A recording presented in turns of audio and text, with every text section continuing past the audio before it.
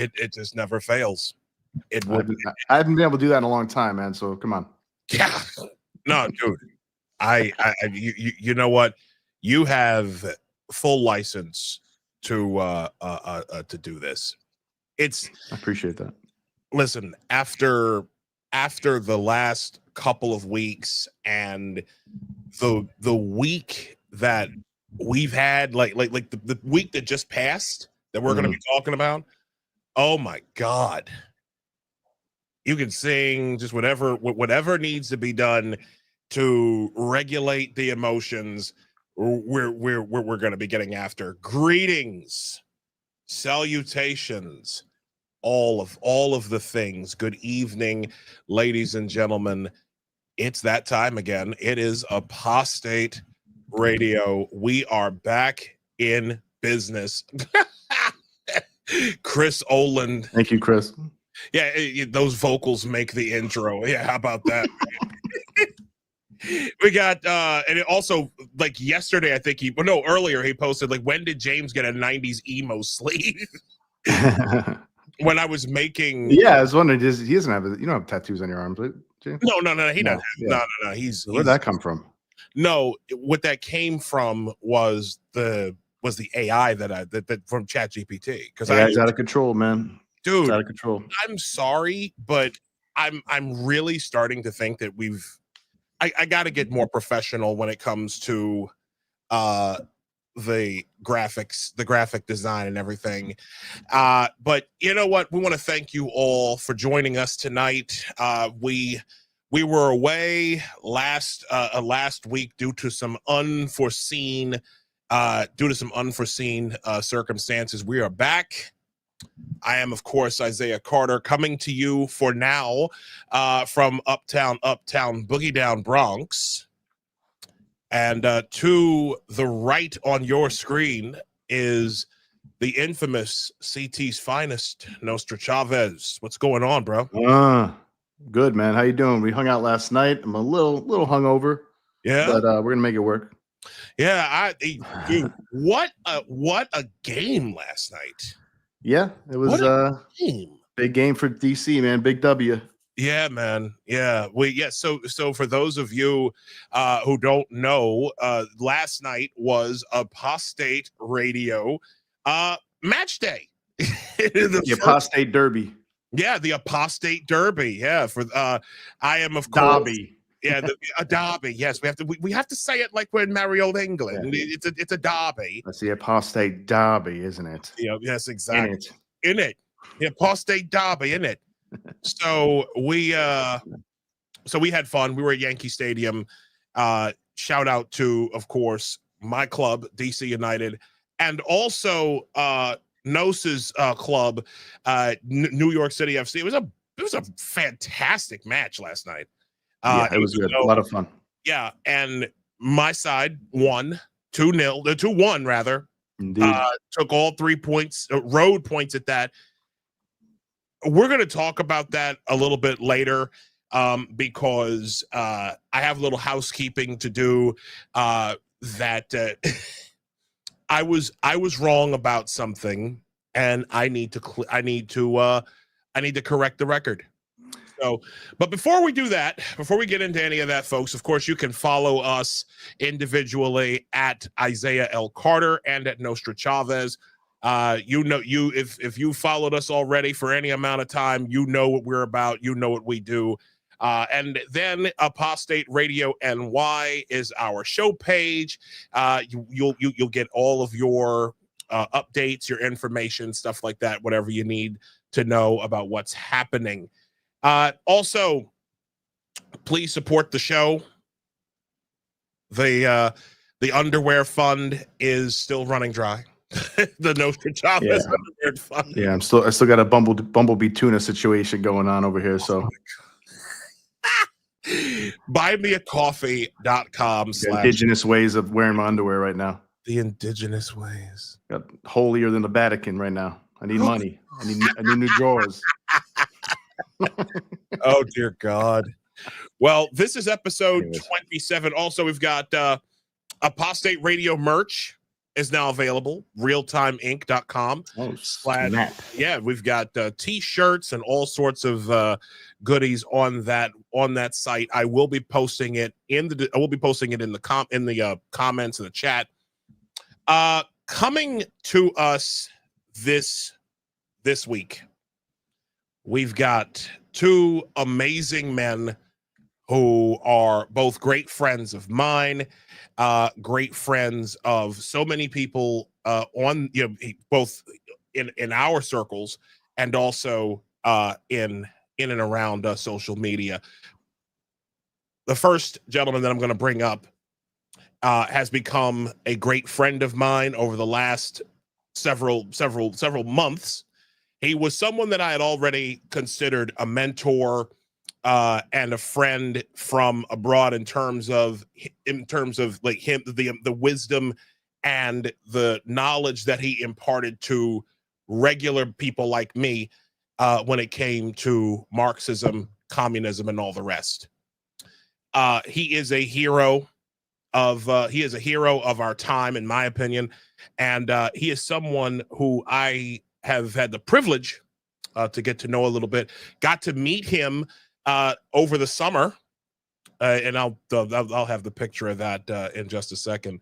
But a great guy, a great friend. I love him dearly. Ladies and gentlemen, the Grandmaster of communism, my good friend, Dr. James Lindsay. What's happening, brother? Hey guys, good to see you.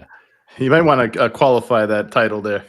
Grandmaster of anti-communism. Anti-communism might be the. Oh yeah, anti-com, right? Don't want to give people the wrong idea here. Yeah, exactly. I mean, they already think I've got a sleeve, so yeah. God, just guns. there you go. Oh man, you got a permit for those? Oh shit. Well, there you know, hands registered in 41 states. Yeah, and you got that big ass sword too, man. Jesus Christ. Right, exactly. Right in the corner. Wait, Let me see that. That's Oh, look at that. Oh, thing. there it is.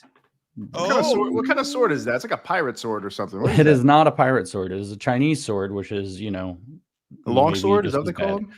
It is a saber, a Chinese saber. They call them, it's called a dao, but it's a very big dao. They're called bagua dao in Chinese. I've heard of them.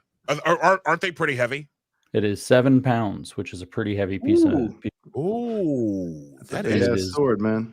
It is 5 feet 3 inches long for those who are curious. So it's holy shit. And we consider it a one-handed tool, not a two-handed weapon. Damn, so Chinese people that strong? That like thing, 10 of them.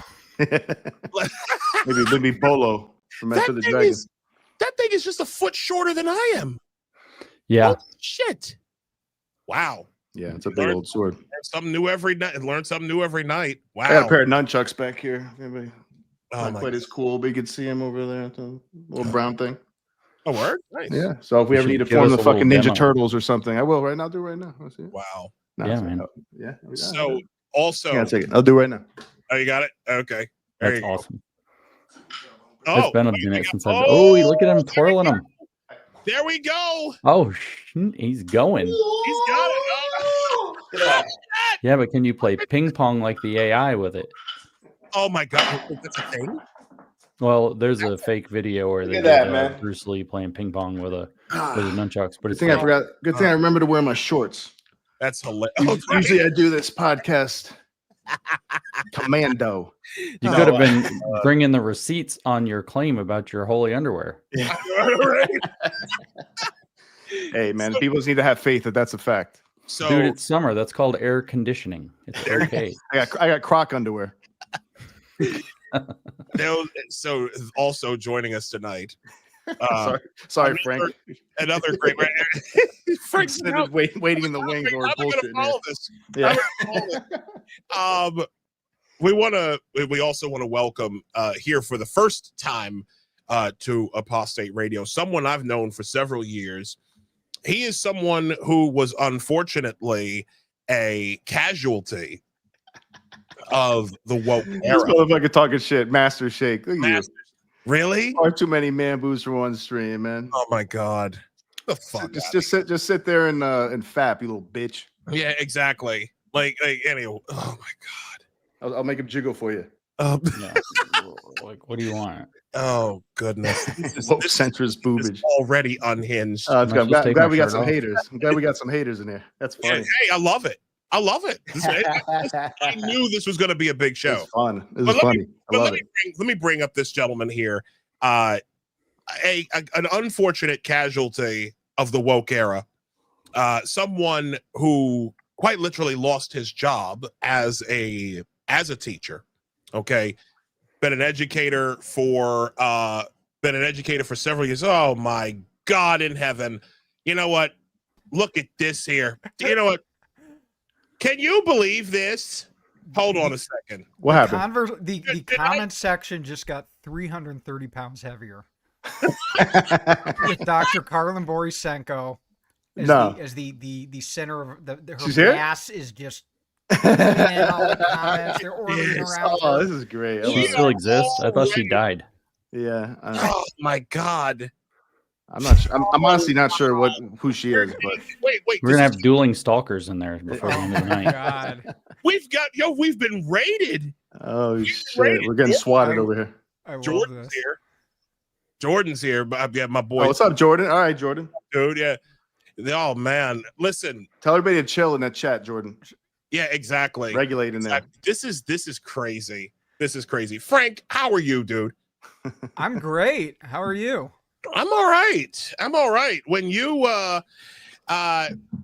since James has been here before, he's introduced himself to our audience.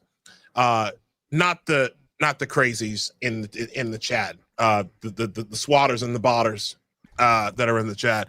But you, sir, please tell our audience who you are, what you're about, and what has brought you here to this point. Yeah, I was a public school teacher for about 11 years. And in 2021, I started a blog called Chalkboard Heresy. I was just kind of like wanted to vent and talk about kind of the ideological capture that was going on in schools.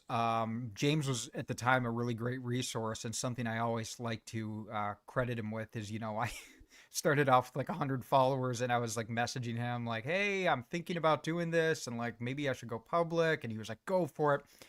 So I did, and I didn't intend to go as hard against my school district initially. I was just kind of talking generally, and then the emails started pouring out, and the conversations with administration, and I kind of figured things were gonna not go in my favor in terms of having a career in teaching, at least in the public sector. So I kind of figured, I'm like, okay, I got a few months, and let's see what I can do in terms of exposing as much as possible, both from like internal files and stuff teachers were doing, and bring attention to the issue of ideological capture. This was a school district that was confiscating Dr. Seuss books from the library. I got like a a written reprimand for like asking if I could have the Dr. Seuss books to use in my history class. And it was very Orwellian, like, we're concerned about why you're doing this. I think that was kind of the trigger point. And then, the administration brought me in. They had an attorney there, and they kind of, hinted that things probably were going to be coming to a close for me. So about in January of 2022, I just went to the school board meeting after I'd already exposed a lot. I'd been on some media appearances, ripped into them, ripped into the superintendent, and then I resigned. And since then, my focus is still in education. I'm the executive director of a local oversight group called Parents Care. And we just started a non-for-profit, Americans for School Oversight. We were at the Teacher Freedom Summit this summer, and going to be doing some more events. And we're trying to really, me and my team of a couple other dads are really trying to bring this idea of like local grassroots oversight over school districts across the country. And hopefully we're going to, set up some more of these kind of groups. It's not a chapter type organization where you have a brand and a chapter. We kind of go under the shadows and help people develop their own organic groups. And, we focus, even though I got my start kind of in this arena of talking about the ideological side, we really focus heavily on like school safety, sex abuse, grooming, transparency, finances, the amount of taxes people are paying. In our school district, it's like $53K per student. Holy shit. Yeah. Well, they hide a lot of that in the report cards. They don't put in like capital expenses, debt service, operational expenditures. So when you see like 22,000 or something, it's just like instruction and teachers and curriculum. And when you put in all those hidden costs, and this is stuff a lot of people don't know. So we're really hoping to like,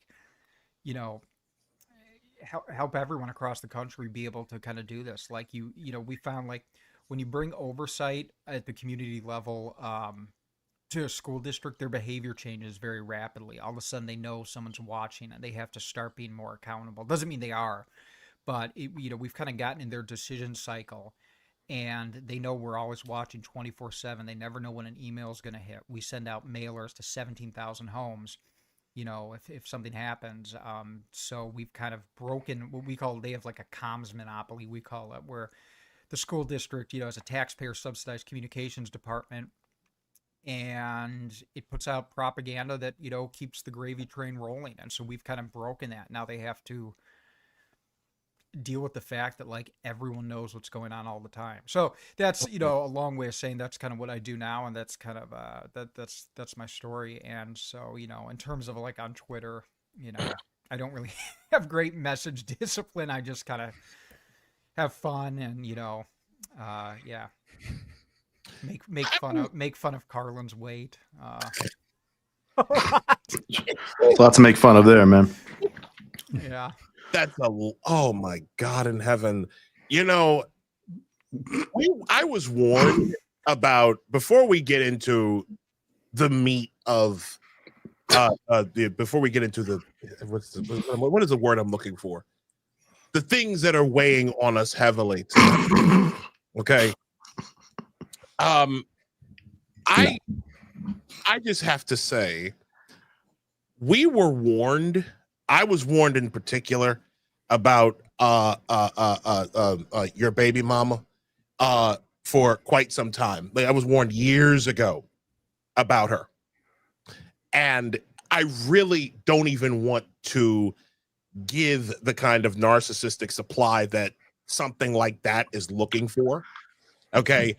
But I just find it amazing that this is what's, like they're trying to make, like, if you look in the comments right now, it's all about like, please, like, just say capitalism. Why can't you why can't you define capitalism? Capitalism is simply being normal. Okay. Capitalism is the normal way of things. Capitalism as a word, as a term, was invented by communists. The normal way of doing things is capitalism. Okay? So get the fuck out, right? Just go. I want to propose a truce. A truce. James says capitalism if Carlin says calorie deficit. We're gonna change the world here. That's all we want. He's considering it. He's like, he is considering. Look at his gun in his face. He's like, I don't know. I just wish I knew more about her so I can make fun of her, but I don't. I'm not sure what she does. It's not even worth it. We probably don't have to get into it. All right, let's go. Let's get into this. So this week has been nuts. Been absolutely crazy. And since we are talking about schools, we had another mass shooter last week. Yeah, unfortunately. And then we had, let me see, because I should have pulled up the link to this. We had another shooter who, excuse me, who had, thank you, school shooter tragically killed 2 kids and injured several others. The shooter was, there's a lot going on here with this. The shooter was reported to be trans, which is another piece to all of this. I'm going to pull up the. Was the shooter officially a detransitioner? Because I know he said he regretted transitioning, right? Or regretted being brainwashed. And did he take puberty blockers or hormonal treatments? I'm not sure of how of the extent to which we know. We know that he had transitioned legally at age 18.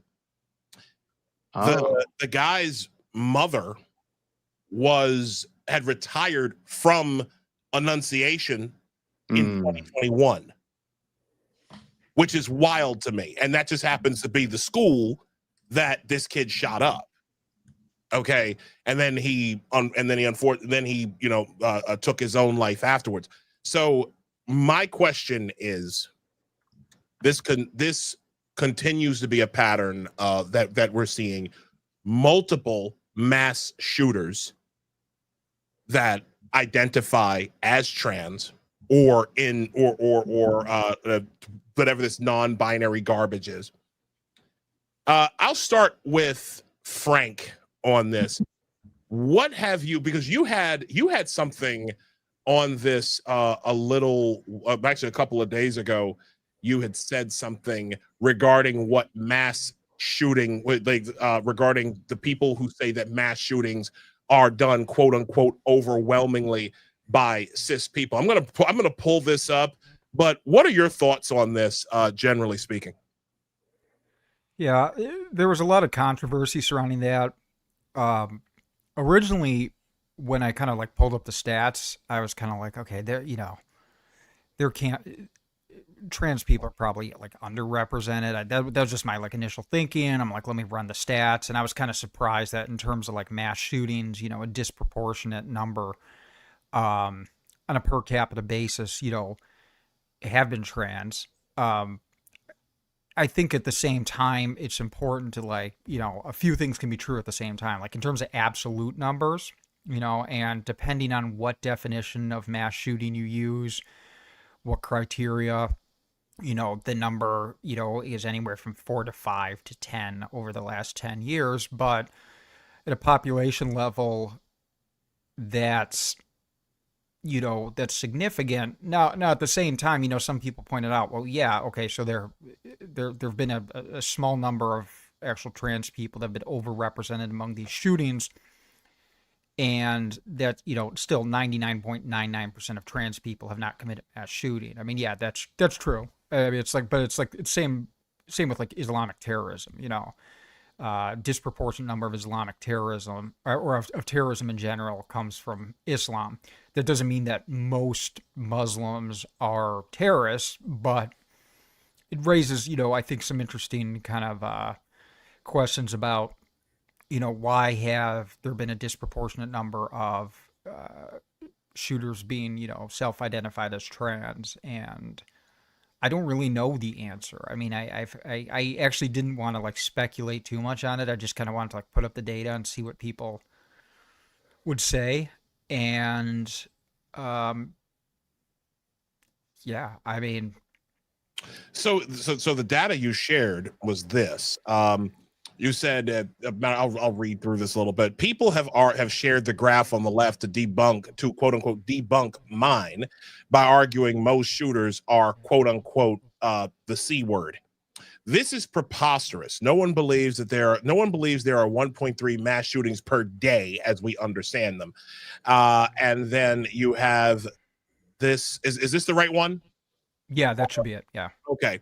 So mass shooting rates by demographic over the last 10 years, public incidents with 4 more fatalities. I mean, the numbers kind of speak for themselves here.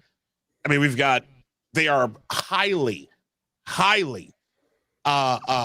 more likely to do this stuff. And then you've got Asian men, black men, white men are third from the bottom on this graph. So my question is, once again, why is this when dealing with this kind of stuff? When are we the question is very similar to the whole thing about woke years ago, when a leftist, a writer by the name of Freddie DeBoer just simply asked, what am I supposed to fucking call you? What are we, like, when do we get to say that there is a demographic that is most likely to engage in this in mass shootings like this? When can, like when are we actually allowed to say that? I don't know if it's, I mean, maybe it is and maybe it's not productive to say that, but what I think is absolutely past time to be talking about is that transgenderism as an ideology, which is a kind of critical constructivist view of self with regard to sex. So as an ideology, transgenderism disproportionately will attract people with certain kinds of mental illness, and it will almost in every case exacerbate those symptoms. And in many, if not most, if not all cases, it will offer the promise of dealing with the mental illness symptoms that the person has that led them in that direction in the first place, while slamming the door in their face. It's going to feel like you don't have any more solutions, right? And so what I would guess is that if we were to look at the population of people, which is impossible until Palantir catches up, I guess, in the future, but if we were to take the population of children who will end up growing up to go shoot a school up, right? So they reach adolescence, late adolescence, whatever, they decide to go shoot a school.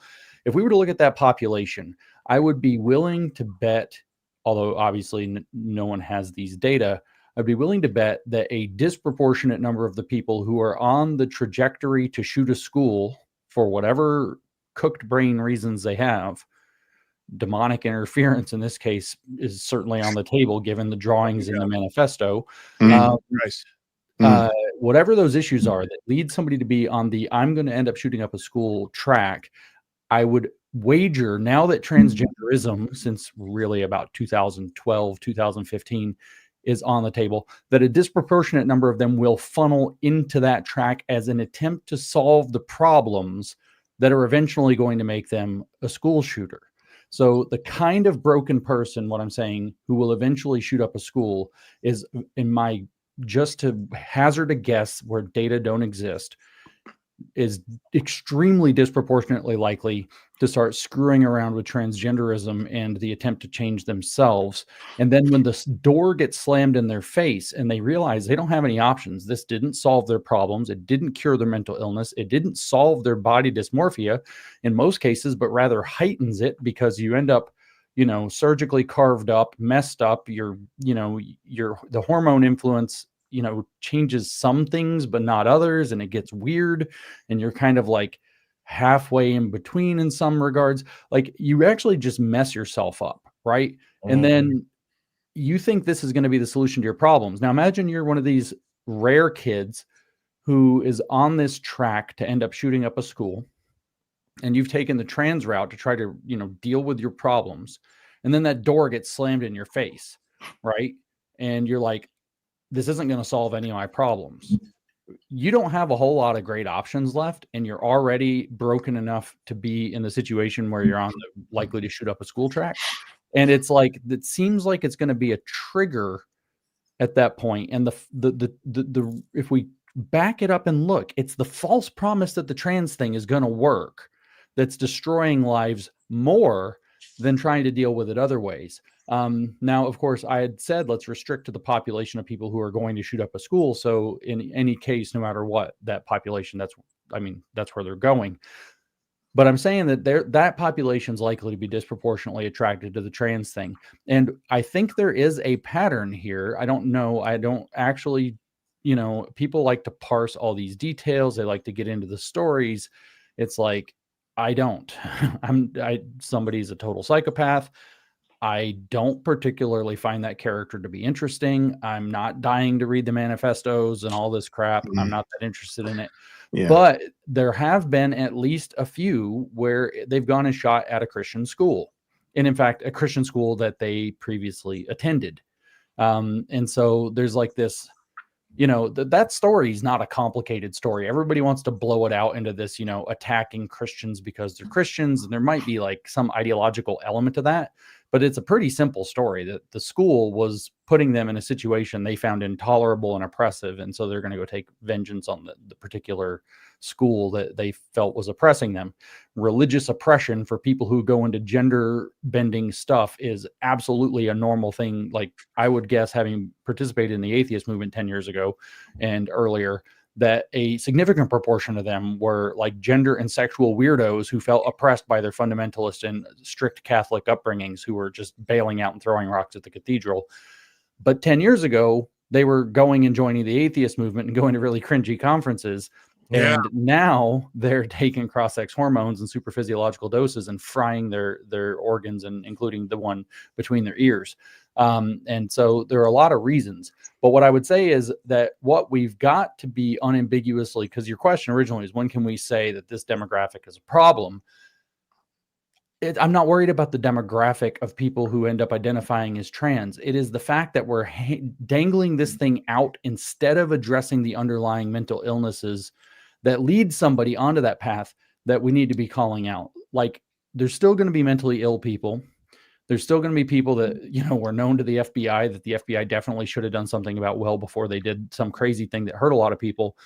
And that's its own different tragedy. But the fact is that we absolutely need to take off the table and be ready to be completely honest about it, that we have been lying for a generation now to people about why they have certain problems in their lives and what the solutions to those problems might be. And that absolutely has to be, you know, not taboo in any way to talk about. We need to confront that fact. And I think that, you know, we've made a massive amount of headway in the last few years saying, you know, transgender as a set of, you know, care options, what they call gender affirming care, which is a terrible name for it. So it's just a complete euphemism.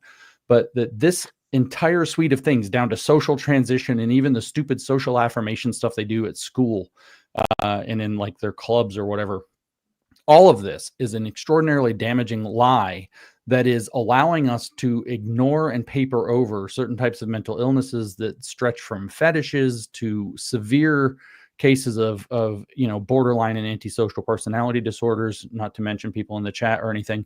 And that's a serious problem, right? And that's what I think we need to be honest about most. And I think that that's what, just to guess, Isaiah, that's probably what you're getting at. Why would you want to say this demographic's a problem? It's so we can have honest conversations about what's making that demographic a problem. Well, yeah. Yeah. I want to add real quick. Yeah. I mean, yeah, what James said, it's like you have these mental illnesses already. You have these issues already. A lot of these kids are probably not very popular. They're not very liked. A lot of times it's why they're reaching out for stuff like this. How much more popular and liked and invited to places do you think they are when a boy starts dressing up like a girl starts dressing up like a boy, and maybe they're doing puberty blockers or hormonal therapy, and they're getting like secondary sexual characteristics? Do you think that makes them more popular? Usually, maybe on forums or maybe on social media in their bubble, Bluesky or whatever, but Reddit. But they're not probably not so much at school. And they might think, oh, it's because these are religious fanatics, religious church people who are oppressing me. So let me go out in the public domain, the public schools, the malls. Like, somebody will like me now because I'm a beautiful woman, even though I'm a male. Probably not going to happen, right? Probably it's worse. Probably people are even less want anything to do with them for the most part, sadly. And if you come to the realization that, like, hey, I was misled here by my therapist or by my teachers, my woke teacher or my woke cluster B mom, you might be even more pissed off. So I think it basically would echo what James was saying, is that this exacerbates gender ideology, certainly makes them more pissed off, makes them more dangerous potentially. Any mentally ill person who takes this on has a strong chance of obviously being very disappointed by this and realizing it's not going to save them. And also, I know with testosterone, when you take testosterone, usually you have like a sense of for trans men, you have a sense of euphoria for a little bit, right? But that probably doesn't last forever, and that you can come down from that. And I know, if you're taking estrogen, I know that females, experience neuroticism more, right? They have experienced more negative feeling easily, generally. more typically than males do. I don't know if estrogen is going to do that right off the bat or after a certain amount of time, but I'm speculating, but I wouldn't be surprised if that's also the case. So maybe they feel a lot worse after that, partly because of that as well. But yeah, this gender ideology thing is obviously, man, it's to me, I think it's demonic in general. I think it's you're spaying and neutering kids. In the end, you're pushing impressionable children into it, impressionable teens into this sort of thing, who might be on the spectrum, have mental illnesses, or just awkward, whatever the case may be. And then you think that that's spaying and neutering them or blocking their puberty or sterilizing them is going to help. That seems to me absolutely ridiculously crazy. So, but I guess I'm just a transphobic bigot.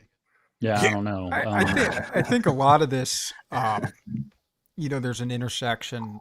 Our country has really failed, and I think COVID kind of illustrated this, to deal with mental health in a constructive and effective way. And so you have a lot of people in this country that suffer from depression and all sorts of different mental disorders.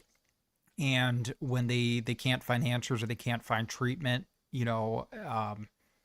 like James kind of said, this, I think the transgenderism or the kind of queer identity becomes a magnet for those for some of those people, looking for an answer. Why am I suffering? What's the point of all this? What's my meaning? And I've known some people like that. They're often, before the trans identity comes along, there's pre-existing mental health issues that aren't addressed. Yeah. And all of a sudden they find a peer group who suggests to them that, like, look, maybe you're a different person inside. Maybe this is what you've been searching for. This is the answer to all your problems. You're non-binary, you're trans.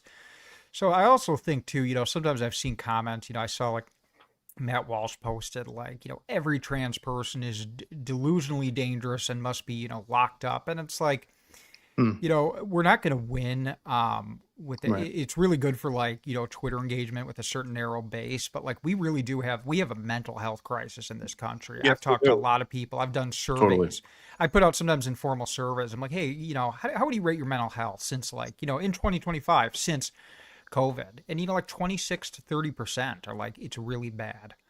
And oh God, I'm sorry. It's just like, if we don't deal with that, there are going to be social costs. They're going to manifest in different ways. People are going to be pulled in different directions into, not just transgenderism, but like any type of radical ideology. A lot of times people that are really miserable and struggling with life get pulled into those. I don't know if you've ever been to done any work in politics or political campaigns, but one of the things you'll notice about, you go to like a campaign rally or you go to like political events, is that it attracts a lot of like really weird people. Like there's a lot of normal people, but a certain propensity of weird people who just, their lives are not great and they're looking for meaning and purpose. Community. Yeah, they're looking for community. Yeah. They're trying to make meaning out of something. Friends. They're trying to make friends. They're trying to make some type of connections.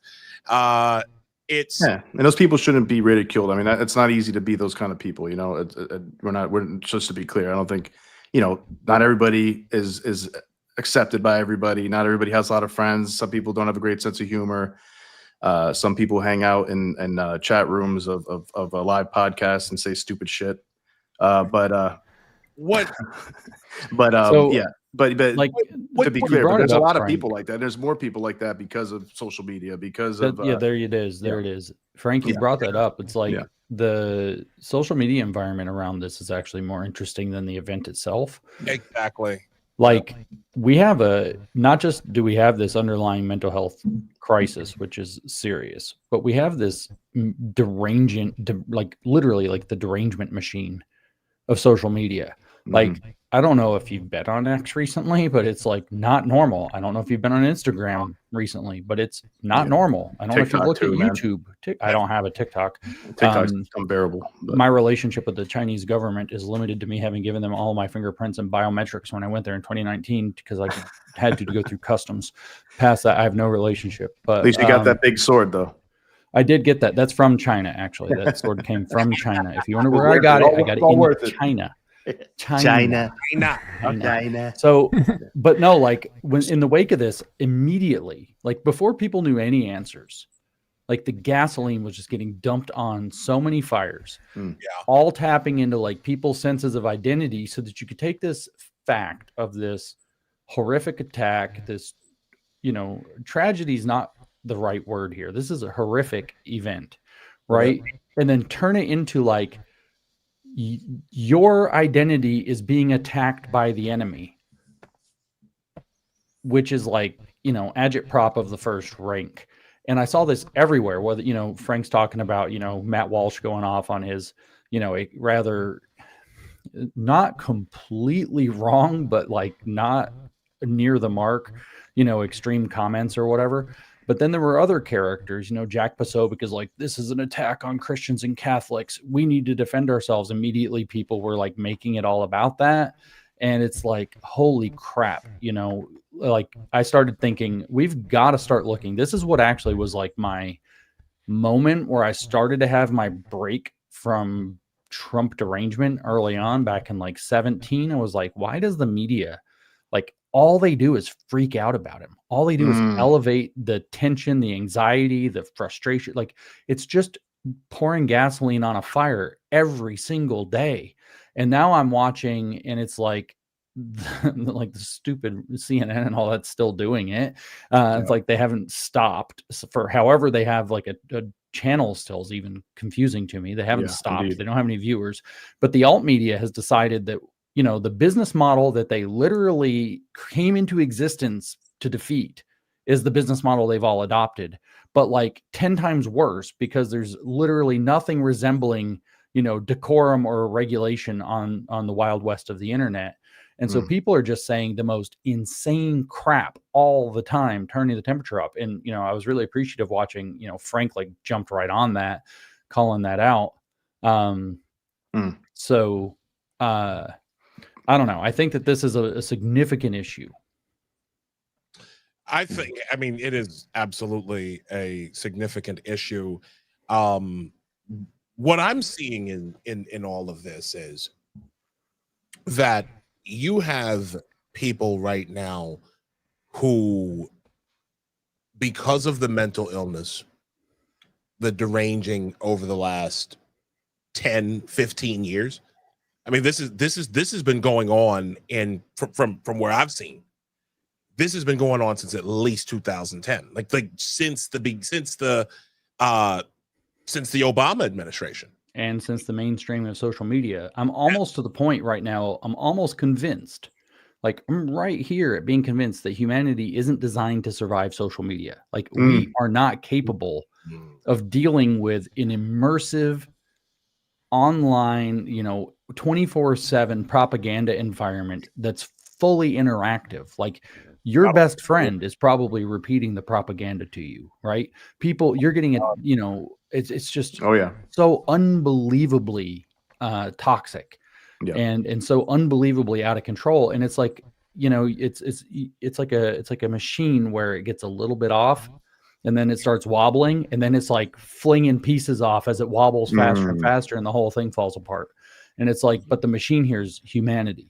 Yeah, no, I think Jonathan Haidt agrees with you on that too. I mean, he's been beating that drum with his book, Anxious Generation too. And I think it's been dividing families so much, dividing friends. I've seen it myself, arguing with family and friends because, and it gets more heated than usual, I think, lately. And it's partly because people are getting totally different information. Totally different information. So you can't even agree on the facts. You can't agree on before you can somewhat agree on the facts and then your interpretation of it. But now the facts are like, have you seen anything that I'm talking about? Nope. And then they'll say, and I can't, I'm usually hammering the left, right? And it's like I can say that I've seen what the left is because it's all over the place. I've seen it. It's all over legacy media. I watch Real Time with Bill Maher usually to catch up because I like the show and to see what they're talking about. I watch CNN quite a bit actually just to see how they interpret things, and sometimes even MSNBC. So I am in that, and a lot of things they're saying, they've been saying for, like, as you said, James, like the TDS stuff, they've been saying that since at least like 2016, all throughout the Biden administration, by the way. January 6th, they're talking about that like every fucking day for like 2 years at least. And then again, in an election year. So for me, it's very frustrating because the people I talk to, they don't know anything I'm bringing up with them. And I'm not listening to MAGA influencers and, like those fringe, like provocateurs. I'm reading, centrist people. I'm seeing things with my own eyeballs, not AI videos. Like, I'm not a boomer that and I think that's probably what they think. Like, they're probably like, oh, you're just in that algorithm. And yeah, I am in an algorithm that's, critical of the left for sure. But I'm not an idiot. Like, I'm not like I'm not like an old uncle or something like that. That's just getting total Russian bot bullshit all day long and believing crazy things.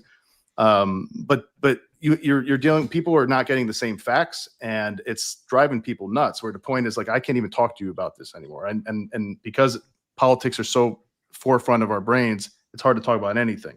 Because it's so important to so many people.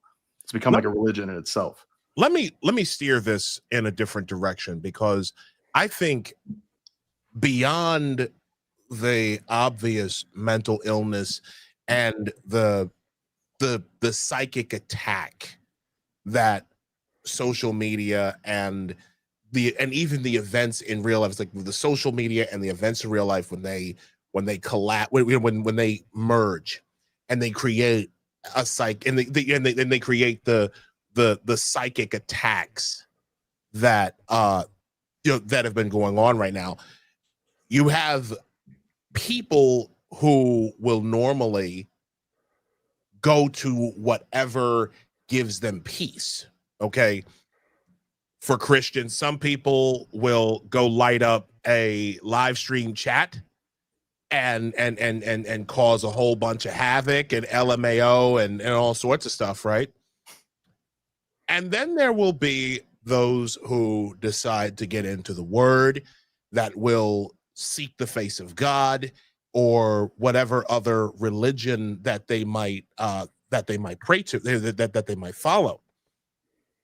What's disturbed me is how the left, and even in some cases the right, but we're not talking about them right now. The way the left has attacked praying people. They've been doing that for a long time too. The way in which, see, Democrats still think that this is that these are still the days of the moral majority of the 1980s. When you had guys like Jerry Falwell and Bob Jones and all these other ones who were literally, who were saying and passing along, pretty crazy ideas, right? But in this particular case, the left, and I'm talking about guys like Jacob Fry, the mayor of Minneapolis, one of the weakest fucking people I've ever seen in my life. When he says stuff like this, and I'm going to share it right now. Let's talk about this for a second, because I think this is very important. This assault on religion, this assault on Christianity, specifically from the left. Those families are suffering immense pain right now. Think of this as if it were your own. Every one of us needs to be wrapping our arms around these families, giving them every ounce that we can muster. These were Minneapolis families. These were American families. And the amount of pain that they are suffering right now is extraordinary. And don't just say this is about thoughts and prayers right now. These kids were literally praying. It was the first week of school. They were in a church. These are kids that should be learning with their friends. They should be playing on the playground.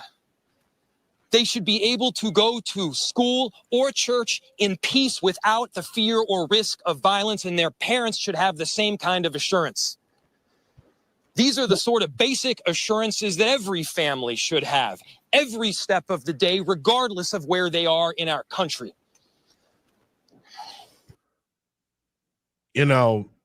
I truly hate men like that. I do. I hate Jacob Fry. And I don't know what's worse about a guy like that. This earnest,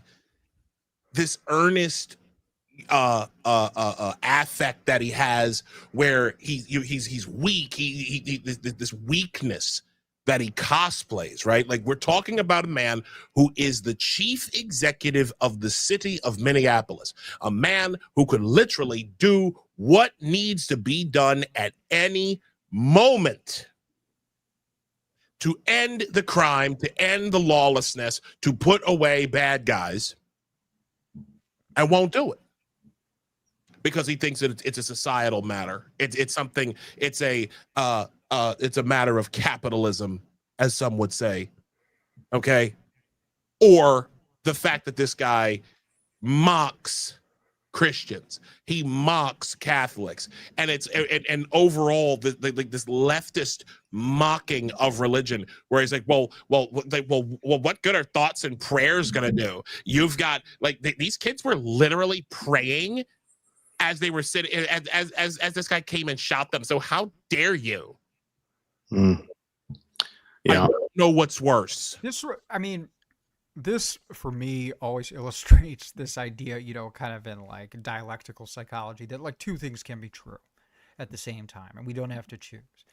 Like, you don't have to choose between thoughts and prayers and like material action. And I think we're caught in this kind of like false dichotomy of like, well, which one are you on? Are you going to do something or your thoughts and prayers? And like, for a guy like that, like, I get what he's saying. Like, he wants like some concrete solutions. He wants action. I may disagree with what that is, but in no way does that mean that people, like the people praying and the people that turn to prayer and God as a source of comfort, as a source of dealing and coping with something this horrific, does that mean that that's off the table for them? Like, they've presented it in this way that, like, Christians are just like, they just pray and then they move on. I think there have been a lot of, like, from especially conservatives and religious conservatives, I've heard a lot of solutions. They pray, but they also call for like armed guards in schools. And that's something that, like, we've talked about, like, with our organization locally. Like, out of all the money school districts have, and I don't know, like in this specific case, I mean, I guess, this man was shooting through a window. Would that have stopped it? But like, there are cases where, schools rely on the police department, and by the time they get there and they set up a zone and control and they're assessing it, 15-20 minutes have gone by and the damage is done. Exactly. So I think, that we can balance both of these things. I think this is one of those social media issues that comes up where, like, we're forced to choose. But there's probably also some competition from the left. The left views where you have some people that view everything as a spiritual crisis that can only be addressed through prayer or through something like, well, if we brought God back into school, this wouldn't happen. I don't know if that's true. And then you have people, on the far left that say, like, no, the only answer to this is through policy, is through more legislation. Sorry, Frank. No. Yeah, no, there's a certain thing. I was going to say a sickness. I don't know how provocative I feel at the moment, because I'm going to say something kind of heavy in a second. Come on. But there's a certain sickness that the Democrats have adopted. The thoughts and prayers thing is like a meme, right? It's like this thought terminating cliche they've adopted. And it actually came, a decade or two ago from, some tragedy would happen somewhere, something like a shooting or whatever. And then what would happen is good, God-fearing Americans would fill the comment section around the thing and say thoughts and prayers, trying to indicate that they care, that they're concerned, that they're taking, spiritual action to try to make a difference on the level that they can. Now, here I am, that's Minneapolis, and here I am in East Tennessee, like, with some considerable effort, there's in theory something I could maybe do about the Minneapolis situation, but for the most part, I can go on social media and say things, and without kind of extraordinary effort. And so the thoughts and prayers thing is like this signal, even if you don't believe the religious and the spiritual side of it, that, they care. And so that the Democrats decided to turn this into a meme, where it's like, well, Republicans don't really care. They say thoughts and prayers, but they don't want action. By action, they mean, of course, only things that are their solutions to problems, which in this case certainly would not include hardening schools, would not include empowering the police correctly, would involve taking guns away from people. But this was really the source of that meme. But it's like going to the doctor and they test your reflexes in your knee. So there's a, the doctor hits you with a little rubber triangle hammer in your patellar tendon, and then your foot kicks because your lower leg kicks out because of that reflex. And it's like they see a shooting and they like thoughts and prayers are bad. It's like literally it's almost like they've been conditioned to just say, thoughts and prayers in a mocking way. But I don't hate that man. And there's a weird reason. I had this conversation, as it turns out, with Joel Berry, either last night or the night before last. Time all runs together and stretches out in weird ways in the dilation of the propaganda space. But I don't remember which day it was, but I had this conversation and we were talking about something else. And we're talking about all these guys on social media who, with crosses in their handles and, Christian in their bio, just acting in a vile way, and it's a challenge to look at that and, square, Christianity is a great world religion with tremendous value. And then you see these loudest mouth representatives of it giving probably the worst possible witness that you could imagine on a day-to-day basis. And so I'm talking to Joel about what this is like. He's talking about what it's like from his perspective as a Christian man, and I'm talking about what it's like as from my perspective. I think I describe myself as something like somebody outside the faith, but very close to it and warm to it. And so here I am having this conversation with him, and then I can't get this scene. This hits me all the time. So in the movie we made, the Beneath Sheep's Clothing film we made a year or so ago, we've got this scene. So we've got this Russian guy, I can't say his last name, Timothy, and it starts with a CH. He's a great guy. He's bigger than you, Isaiah. He is a very large man and has the biggest hands I've ever seen on a human being. Really? He's like the sweetest man in the world. And so this guy's story, roughly, he was a member of a family of 7 who was being persecuted religiously by the Soviet Union in the later years of the Soviet Union. He's not that old. But he and his family end up getting sent off to Siberia. Like they're like KGB wanted. And, the KGB had been surveillance on their home. All their neighbors were instructed at any time, they have to document and report literally anybody who comes or goes to their house. The KGB would show up and like trash their house and try to find anything. Like they'd tear apart their pillows and their mattresses and try to find hidden Bible verses and stuff. And so they could destroy them as propaganda. And so he has this really moving scene in Beneath Sheep's Clothing where he says, in his, kind of strange Russian accent, which gives it that, eerie feeling when you listen to it, because it's real. And he's like, but I'm not going to imitate his accent, but I'm going to kind of follow the wording, which I can't do exactly, but it's pretty close to like, we did not get angry at the government. We did not hate the government, because he says with the word, meaning the Bible, with the word, we take it like it is. Jesus says, they will listen to me. They will listen to you. They will persecute me. They will persecute you. So we did not get angry at the government for persecuting us because they did not know God. And I just see Mayor Fry, and I think he doesn't know God. There's nothing to be mad at. There's only something to pity. And he says things like that because he doesn't get it. He just doesn't get it, because he's in this Democrat meme complex where the answer is always some stupid, backwards, wrong Democratic policy thing. Second Amendment system. Or anti-Second Amendment stuff. Anti-Second Amendment stuff. Like it's like I said, it's like the reflex hammer. Whoops, school shooting, whack, hit the knee. Thoughts and prayers is bad. We need action. Take everybody's guns away. It's like you pulled a string on the little guy and let it go, and that's what they say. And it's like, I don't know. Maybe I'm getting soft in my old age. But no, you're right, dude. You're right. I think look, the left has been rejecting religion for a while, and I think to their detriment. I just heard from Dr. David DeSteno, a psychologist on Huberman's Lab. I don't know if you guys know who he is. He said epidemiological, I can't even say his word for some reason right now, data show that people who engage with religion not just say I believe in God, but actually engage with faith. Over a 15 and 20-year period, people who believe in God like this and actually engage in their faith, it says it cuts all-cause mortality by 30%, cuts death due to cancer and cardiovascular disease by 25%, reduces anxiety and depression, increases people's sense of meaning and feeling that their life is flourishing. Now, we've obviously become quite an atheist culture in America and the West, especially, and it's a lot of it's from the leftist cultural dominance, right? And hyper rationality, like just thinking like everything everything could be figured out through science, and if it's no proof of it, then why are you believing it? It's stupid.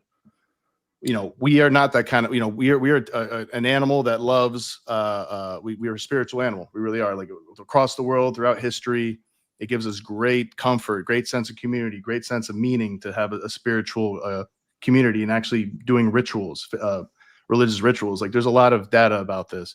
And I don't think it's any, coincidence that we've only been starting to see school shootings and mass shootings in 1997, 98, really? Like Columbine, I think was the first major one. Yeah, Columbine was the first big one. People always had guns in this country. We've always had the Second Amendment. Maybe we didn't have AR-15s or whatever, but we had handguns, we had shotguns. You can bring a shotgun to school or a handgun to school and kill a couple people. Why is this happening recently? Why is this happening in the last 20, 27 years, 28 years? That's the question that needs to be asked, right? And I'm not saying that I think there should be some mental health, especially for people who are transgender as well. People who are transgender because they usually have some mental health issues, right? So there's definitely some things that you might be able to do. I'm not saying you can't talk about Second Amendment at all, or you can't talk about common sense gun regulations or something. But certainly this is a new thing that's going on where we have lost. We've lost our sense of community, our sense of decency. I don't know. The fringes of our society are going really crazy, like spiritually crazy. I think it's not just mentally crazy, and it's leading to people thinking it's a good idea to kill kids in school, to kill little kids in school with demonic manifestos. Like it's disgusting, and it's not just guns, guys. Like let's be frank about this. People are searching for meaning. That is the fundamental, I think, issue. People are searching for meaning, and in that vacuum of meaning, there have been a lot of bad ideologies and bad actors that have been exploiting people. You look in the comments section, you have people that promise the answers. I will teach you about the left in a way no one else will. I will bring you in. I will equip you the way no one else can. I'll give you purpose to fight it. Just give me your money and give me your time and your energy. And it's a dead end. I think, you look at the kind of psychedelic renaissance that's going on in America today. People are craving meaning, and I'm not against that. I've actually done them myself through a form of therapy, and me too. People are and it was profound for me. And the reason I bring that up is because people are looking for ways to reconnect with, I think, what modern society has severed. That spiritual connection. Exactly right. And when I won't go too much into it, but when I did it, that was the feeling I had. Is it made me kind of reevaluate everything. It reconnected me to something I felt was severed. Yes. And I'm all for. I think we need really maybe some radical ways to look at how to reintegrate people into their spiritual lives. That's just a part of our DNA. It's a dimension that you can't, you especially if you're super rational. I was an atheist most of my adult life. If you need evidence for everything the whole way around, you probably won't experience it. Like if you're just well, show me evidence. And if you look at religions themselves, religions have a lot of silly lessons, stories that probably aren't true, all that, right? And that's how I approached it. And I'm like, oh, this can't be true. Like if this isn't true, then most of it probably isn't true, and it's all a bunch of horseshit, right? That's how I think probably a lot of people on the left are, or a lot of atheists are, whether they're on the left or right. But there is something that you can experience, and I did it through psychedelics, but then I've experienced it elsewhere as well since then, just in normal life. And I think love is one of them. Love for kids, love for your romance, especially when you fall in love, it's very profound, very deep. Something that's binding you together, right? And religion does that to a degree, and in big communities, sometimes entire nations. Like you see that with, you know, Islam. You see people spinning around Mecca, right? And like all those movements and synchronous movements create a hive switch, hive mind. Jonathan Haidt talks about in the Righteous Mind, and that makes people feel like they're one. That makes them feel transcendent. That makes them that helps quite a bit if you're a country. That helps quite a bit if you're a tribe ready for war potentially. So, you know, there's negative aspects, there's positive aspects to it. You definitely want to, if you are going to war with people, and especially if it's like a foot war, you definitely would like to have everybody believe in a religion and feel like they're all together, they're all one. You know, so, but this is something that's, if you didn't experience this, you are like, what are you talking about? Like, you guys are making stuff up. You are imagining things. I don't believe in silly superstitions. That's how I felt. And then I experienced it through psilocybin. And I was like, oh man, this is exactly what people were talking about. It's what the prophets were talking about. This is what some religious leaders are talking about. I could feel like I've kind of dipped my toe into heaven. That's what you really feel like. And I'm not a part of any religion. I was raised a Catholic. I'm still not a part of any religion, but I like religion now. Like, I think for the most part, people need it. It's good. I might join a church one day again, even though I don't believe half of it or most of it. It's because it's a religious community. It's transcendent. You go to church every Sunday, and you know, you remember, like, you know, you have a moment of elevation for an hour or two, like, you know, with people, and everybody feels good about themselves. And everybody's like, yeah, I'm going to do well. I'm going to do better this week. We don't have that shit anymore for the most part, unless you're in a religious community. And that's No, that's a big part of what we're losing. That's real. With the psychology of religion, you guys have hit on two of the three things, it turns out. If you read the psychology of religion, which tries to take, obviously it's psychology, so it tries to take a naturalistic and empirical approach. Why are people religious? What does it do for people, right? Whether it's true or not, it could be all true, it could be all false, it could be anywhere in between, it doesn't matter. What is it doing on like the psychological and sociological level? And the answers is basically what it does for people is it has massive effects in three domains of life. One of those is meaning making, which you guys talked a lot about. One of those is community, which you talked a lot about. I think one of the best things about church, and maybe you should go to church actually, Chavez. Like, yeah, that's why I said I think I'm probably one of the best things, in my opinion, about church is that you have a intentional community that meets regularly with the intention of living a better life and helping each other do so. Indeed. That's not a small thing. It's not just community. It's not a bowling club, which is also fun, and we should probably have those again. But it's people intentionally getting together in order to live better lives and help keep each other accountable to living better lives. And that's a big deal. Yes. But the third element, there are three. Meaning making and community are two. The psychology of religion also says control. People are looking for a sense of control in a world that's out of control. That's where you get, when you believe in a transcendent God that has his hand on everything and can twist Donald Trump's head at just the right moment in, you know, Pennsylvania or whatever it happens to be, or put the thought into his head to have him turn his head for whatever reason, you know, whatever it is. If you believe in that, you believe that there's an entity that is ultimately in control. And in fact, a good entity. It's not a freaking demon that's in control. It is an all good, all powerful entity, right? So if you take that out, that need for control doesn't go away. And so what you see is a strong tendency to leap from the I to the we, not in the sense of a transcendent community, but I can't solve this problem, but we all could if we all did the same thing and we all did the right thing, which is obviously to get rid of AR-15s and AR-16s, which are even scarier, right? Like, there's one extra number? Then just wait until the AR-47s from Russia. I mean, but you get my point, right?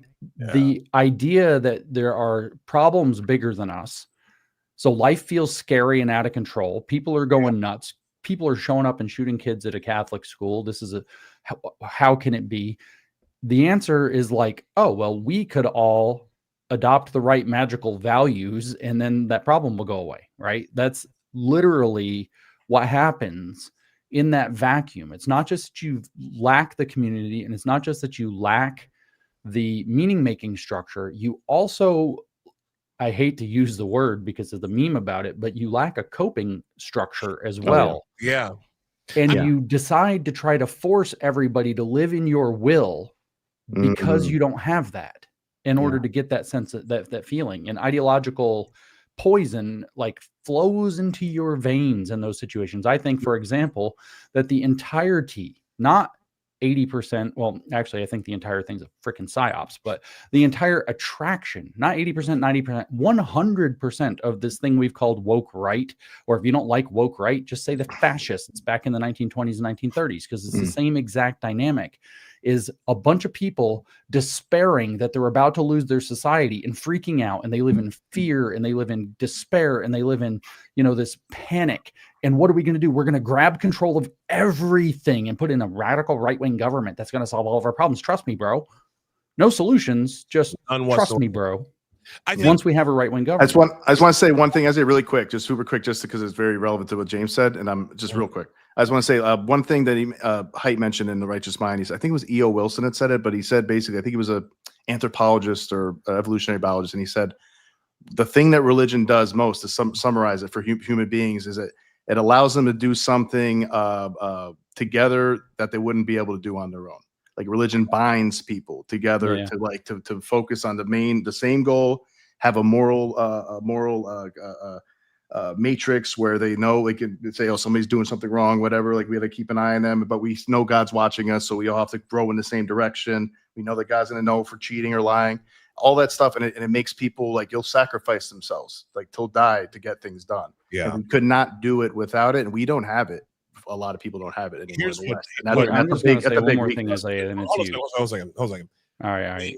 What bothers that would really hurt me, I'll never forget, since we're talking about the isolation and everything that, like, just watching society ripped from each other.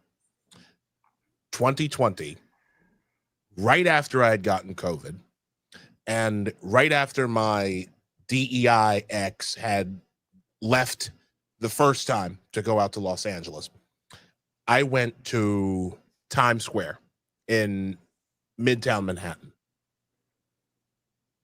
I saw, I was stood right in the middle of it. Place was empty. No people, no cars, no vendors on the side, nothing. Every single day, the one thing that had me going about New York City for the 10 years that I've been living here so far, this was 5 years back then, was the vibrancy. Okay, the vibrancy, the life energy, the passion that people had. People were genuinely happy to be amongst themselves, to be in the greatest city on the planet, some would say. Okay, people genuinely loved being here. There was an excitement about being here. And ever since COVID, that went away. And I mean, ever since COVID, when we started seeing things that, like, first off, we were ripped from each other. Okay, that was first and foremost. We let grandma die while staring at her friends and family passing by in cars through a patio window. Okay, that made me that upset me. We're watching videos of these these daytime TV talk show hosts hugging people through plastic sheets, standing 6 feet apart, wearing masks, so you don't even know what people look like. You have like you're hearing voices, but you're not seeing the words come out of people's mouths. Like, you saw the tearing asunder of actual community. And then what it was replaced by, think of what it was replaced by. That's what caused the panic. The same experts, the same people who are like, well, we have to mask up, we have to, stay home and stop the spread. And that's when you had all the fucking weirdos in Hollywood singing Imagine, which is a communist anthem, by the way. Yep, it is. Okay. Imagine is a socialist anthem, and you've got all these celebrities and all of the foolishness. We're sitting here and people are watching all of this. They're watching this being ripped away. So now, what did we do? Guys like myself, people like myself, I voted for Biden. I was scared to death because I was so desperate for meaning. I was so desperate for normal to return. Yeah. And then I ended up voting for the people who put us in this position in the first place, in the shadows. And unfortunately, a lot of people did that. Mm-hmm. So now what you have is you have people who are searching for meaning, who are walking around like zombies. That's why trans has exploded the way that it has. That's why communism is more popular than it ever has. Because people are desperate for meaning. They don't, people stopped going to church a long time ago.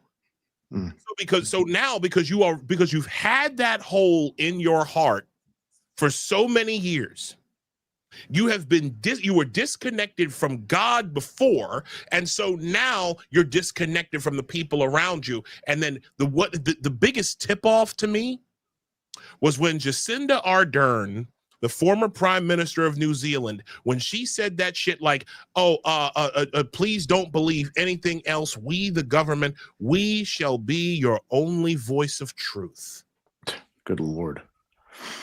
And listening in, like, everything that you're saying, like everything that you guys have been saying has made me, it's made me think of that, because it's like, we had our reality we had reality scrambled and ripped to shreds right in front of us.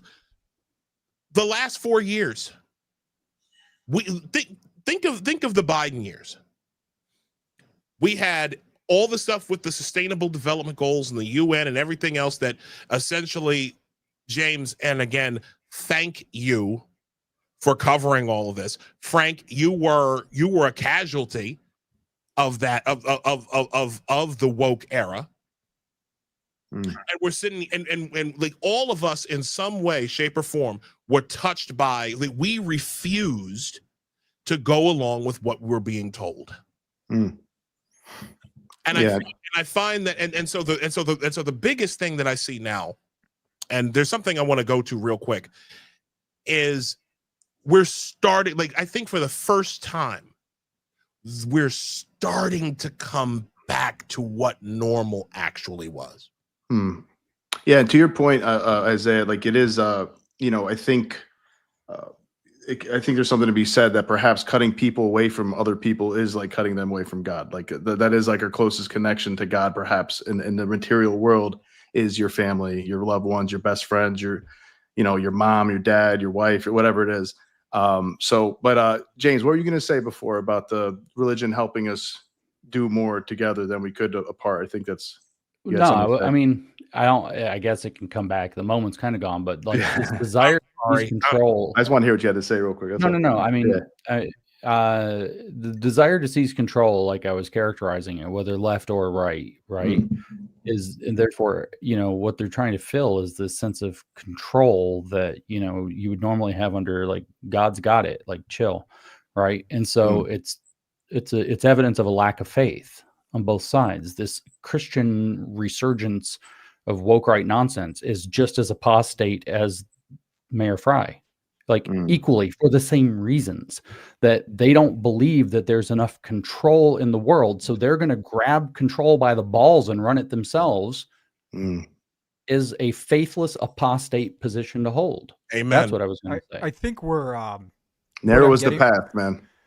What I'm kind of getting, talking about, James, what you're saying, this desire for control, and Isaiah, what you were talking about in what happened during 2020, and I'm gonna loop this all in, and if I can get a little spiritual, please do, Frank. Come on, you want this? Preach. You have the search for meaning. You also have fear.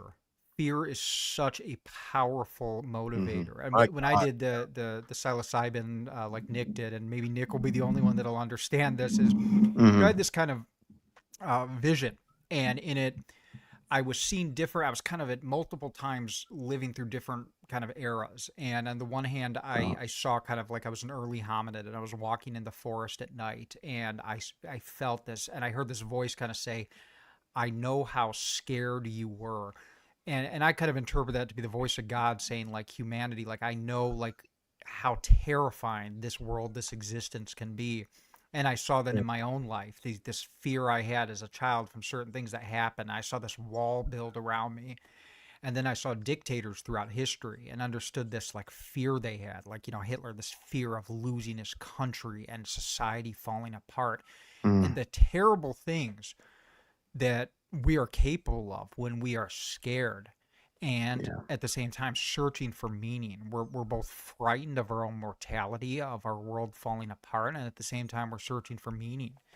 And that can either be an opportunity for both incredible beauty and spiritual growth and seeing the best of humankind as we search for meaning, as we're scared and we come together, or it can be the worst. It can be us unleash untold horror upon our neighbors and our own selves as we try to regain control of a crumbling world. And I don't really know where I'm going with this, but like No, that's No, there's a ton hear of you, spiritual there, Frank. no, though. no, You're totally right. Like that's in the Bible like dozens of times. It's in Psalms, it's in Matthew, it's everywhere actually. It's in Isaiah. It's like, the Lord is with you. Who will you fear? Of what will you be anxious? Like this is everywhere in scripture. And so like faith, it's like, I don't know exactly. I've not sat down and worked out the wording for this, so I sound kind of dumb every time I say it because I can't figure out the right wording.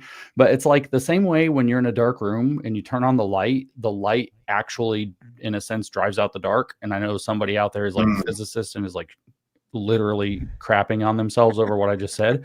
But that's how we all think of it, right? Like the light is driving out the dark when you light a candle or you turn on the lamp or whatever.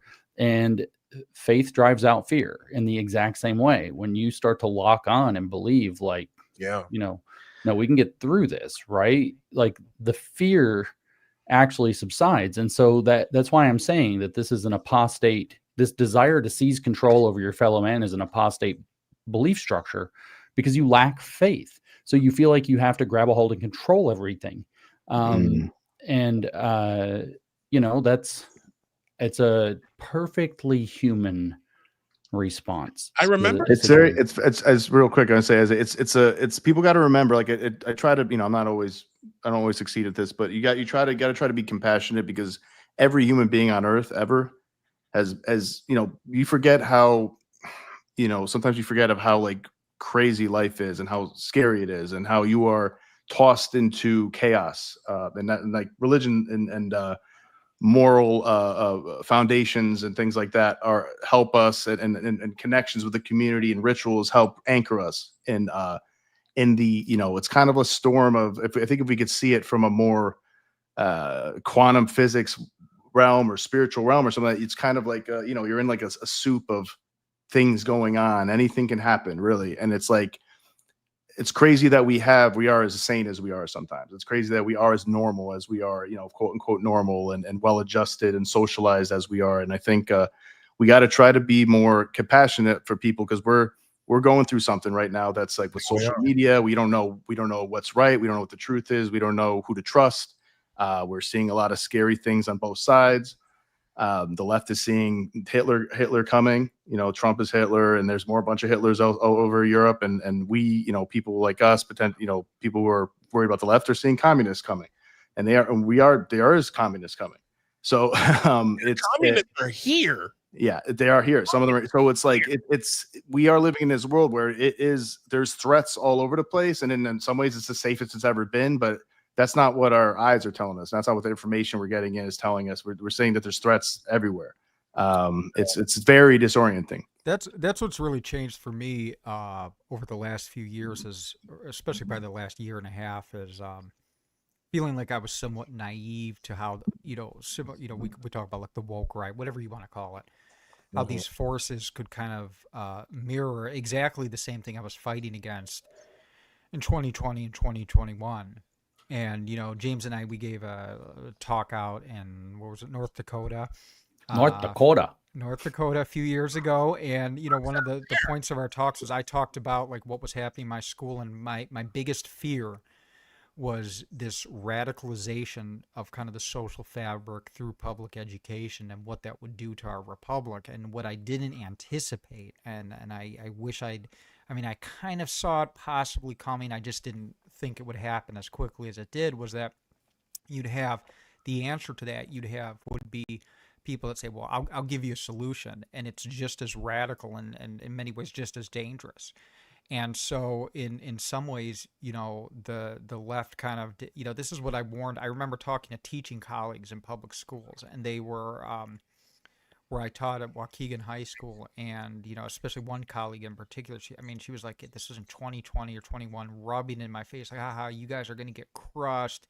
And I said, you better be careful. Like, the response to this, if you keep provoking this, if you keep doing what you're doing in schools, if you keep inciting people and making them scared and threatening them, you may contend with a monster that you're not ready for it. I think that's kind of what we're seeing emerge, kind of on the quote unquote new right.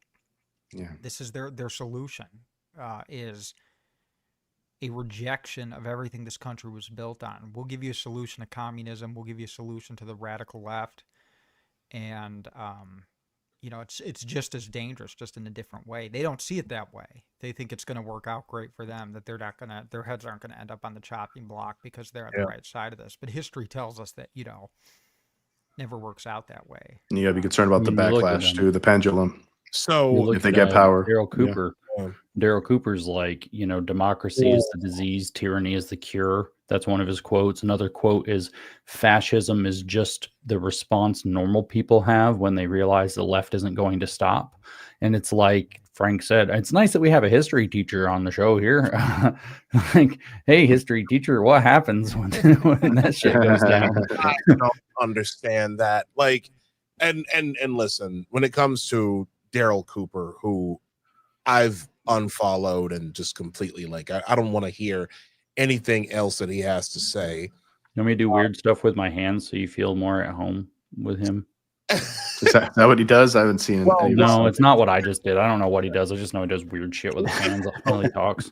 Well, listen, nothing could be worse than this here. Okay, the bird hands. This is like the classic feminist and like you need to understand this, guys. Yeah. So I want to talk about this for a second. It's been bothering me too.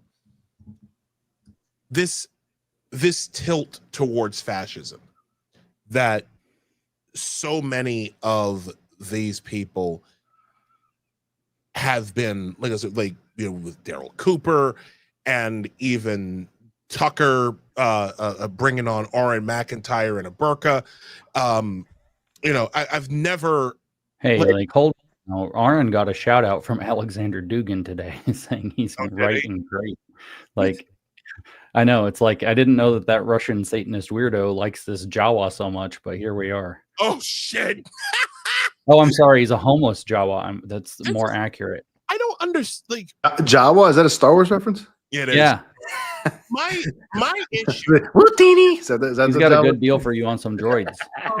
Oh my god! No, my wife actually found like this pot, this planner pot that was R2D2. We were in some store today and found an R2D2 planner pot that had like bamboo in it or some shit. It was funny as hell. Why is there? So it's like communism is already here. Okay, we've got. I mean, there's so many examples of communists within, like, on the local level. We had communists on the national level that are still getting purged. I mean, flat out Satanists. We'll get to that in a second.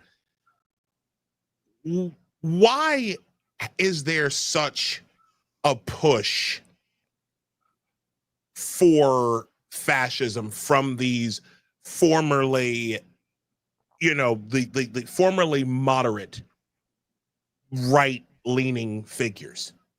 I've never understood this. And you want to be real about this? I mean, well, I'll be real about this if you want. The answer is hold on. Big bags of money. Big bags. But look, James, before you go any further, what's the point of you even being on my show if you're not going to be real? I'm just saying, not everybody wants to hear that the exact same kinds of forces, it may not be the same people, it might not be the same crooked billionaires, but the exact same forces that brought us the amplification of the woke left, not its academic genesis, not its crackpot activists, but its amplification. The exact same forces that brought the amplification of the woke left are bringing the amplification of the woke right. How? By going around and offering them lots of money to keep doing what they're doing, as long as they do it a little bit more radical than they are. That's one way. Another way is by spending lots of money to do bot farm shit to cook their heads with their likes and retweets and struggle sessions in their comment sections, things that they experience on social media. Like, do you know how easy it is to derange somebody who's just a little bit narcissistic by making sure that they get like 50,000 likes on every radical thing they say and like 30 likes on everything normal that they say? You can absolutely kill somebody for a few $100 a week. Also, especially if that's how they make their money. I hate to say it, but the kind of Occam's razor of this, you know, and it's not as exciting as that. You know, there's no easier way to get, you know, 50, 100,000 extra followers on X right now, and that's to start saying this stuff, to start being, you know, it's different. It puts you in a minority. It makes you stand out. It makes you unique. So you start doing that, and all of a sudden you can gain a quick following. It's narcissism. It appeals. There's like a whole like cult following that blows you up and builds it up around you. So you'll go, you want to gain 50,000 followers. I don't recommend it, because in the long run, you're going to end up in a ditch. But you can gain 50,000 followers by taking your stand against the Jews or whatever it is right now. Not worth it. Of course, a lot of that's, you know, fueled by Islamic and Russian influence agents. I would say Chinese, but I don't know if the Chinese are as savvy on these particular issues. Chinese bots stick out a little more. I mean, well, it's hard for them to stick out. I mean, but anyways, this is. Oh, there is something I wanted to share real quick. So it looks like Andy No, who's been fantastic with his reporting on what we talked about earlier in our conversation, boys. He's dropped some new reporting this evening. Secrets inside the Westman family. Has Mary Westman been wrongly vilified? Let me see. I spoke to someone who knows the family of the Minneapolis trans mass shooter. According to this source, it was James Allen Westman, not Mary Grace Westman, who was the most affirming of Robin's gender dysphoria. Jim is very liberal, as I saw on his social media before he deleted it. Oh, there's the tell. After the divorce, I didn't know they were divorced. The couple's 5 children allegedly looked to him for affirmation on choices their mother wouldn't support. Quote, Mary Grace was very conservative and Jim was not, the source says. She had been involved in pro-life activism, having given up her first baby before the marriage for adoption. Because of this dynamic, the kids always went behind Mary Grace's back to Jim for approval of doing things she wouldn't approve. Oh. So you're saying it was the father that was pushing this or allowing this? Time. Wow, that's not typical, but if that's true. But you know what? That makes sense. That makes sense in this case, because Jim Allen Westman was a government contractor. Remember, Mary Grace Westman retired from the Annunciation Church in 2021. So I didn't know she was very conservative, but Jim Allen Westman had worked for a government contractor by the name of Esri, ESRI, for like 29 years. Alex Jones reported on that on Friday. So it's like, so that makes perfect sense. And especially when you consider the CDC right now, they finally got rid of that guy, or no, I'm sorry. He basically wrote like a, you can't fire me, I quit. That Dr. Demetre Descalaskis, or however the fuck you pronounce his last name. Is that weirdo? Yeah. I wanted to talk about that too, because like, I feel like he's a part of like that whole, like there's a connection there, right? Like you see these guys, these government contracts. We've got some real wicked people working either in or around the federal government. And like, how much of this, like Frank, I know we had mentioned, we said we're going to talk about this a little bit. How much of that overlap are you noticing in this regard? Because I'm gonna pull up some of this information about Dr. Demetre while you answer the question. Frank. Overlap with regards to the CDC and Yeah, because we've got so if Jim Allen Westman was the problem, it was the one that the family was centered around for all of like the socio-political decisions by the kids. And especially, and this obviously got worse after they divorced, apparently. I didn't know they had divorced. How much of this overlap are you seeing between government contractors and people currently working with like people? How many? I can't even. This is sounding ridiculous. How much of this overlap are you noticing where the same kinds of people who are in the schools end up working within the government? They all sound the same, talk the same, have a lot of the same views. What are you noticing?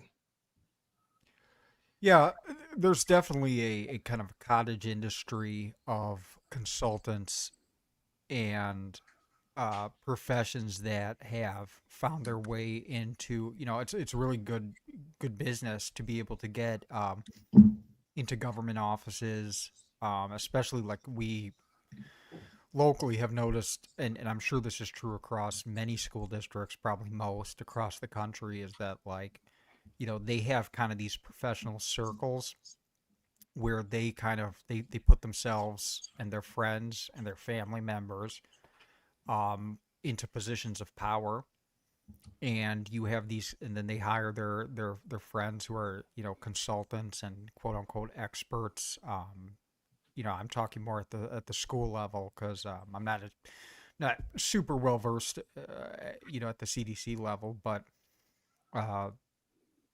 this is definitely a big business, is to get into government and the gravy train, keep it rolling. And like we've seen it, like our school district, for example. I mean, every board meeting there is a new person hired as some type of expert who's going to fix all the problems, charging hundreds of dollars an hour. I mean, we just had one that was oh God, what was it? It was charging like something like $5,000 a day. Yeah. To provide some type of consultancy service. This is a big issue inside public schools. I'm assuming it's at every level of government, is that when there's public money involved and there's no oversight or very little oversight, which is a problem. It's carte blanche to corruption. Yeah, I mean, corruption. They're parasites, man. Yeah. Yeah, I mean that's really the problem we're facing. We see this. I can speak to public schools. I mean, when I was teaching, every year the amount of a speaker charging $30,000, a new consultant group, a new person hired. I mean, it's just a never-ending gravy train at the taxpayers' expenses to come in and to offer a solution, to fill some new made-up position. That was the big issue with DEI. Yeah.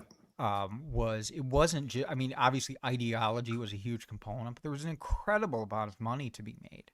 To say, I'm going to be the equity supervisor, and then I'm going to be the coordinator of student access. These really Orwellian terms, and I don't know what results they produce, what they actually do.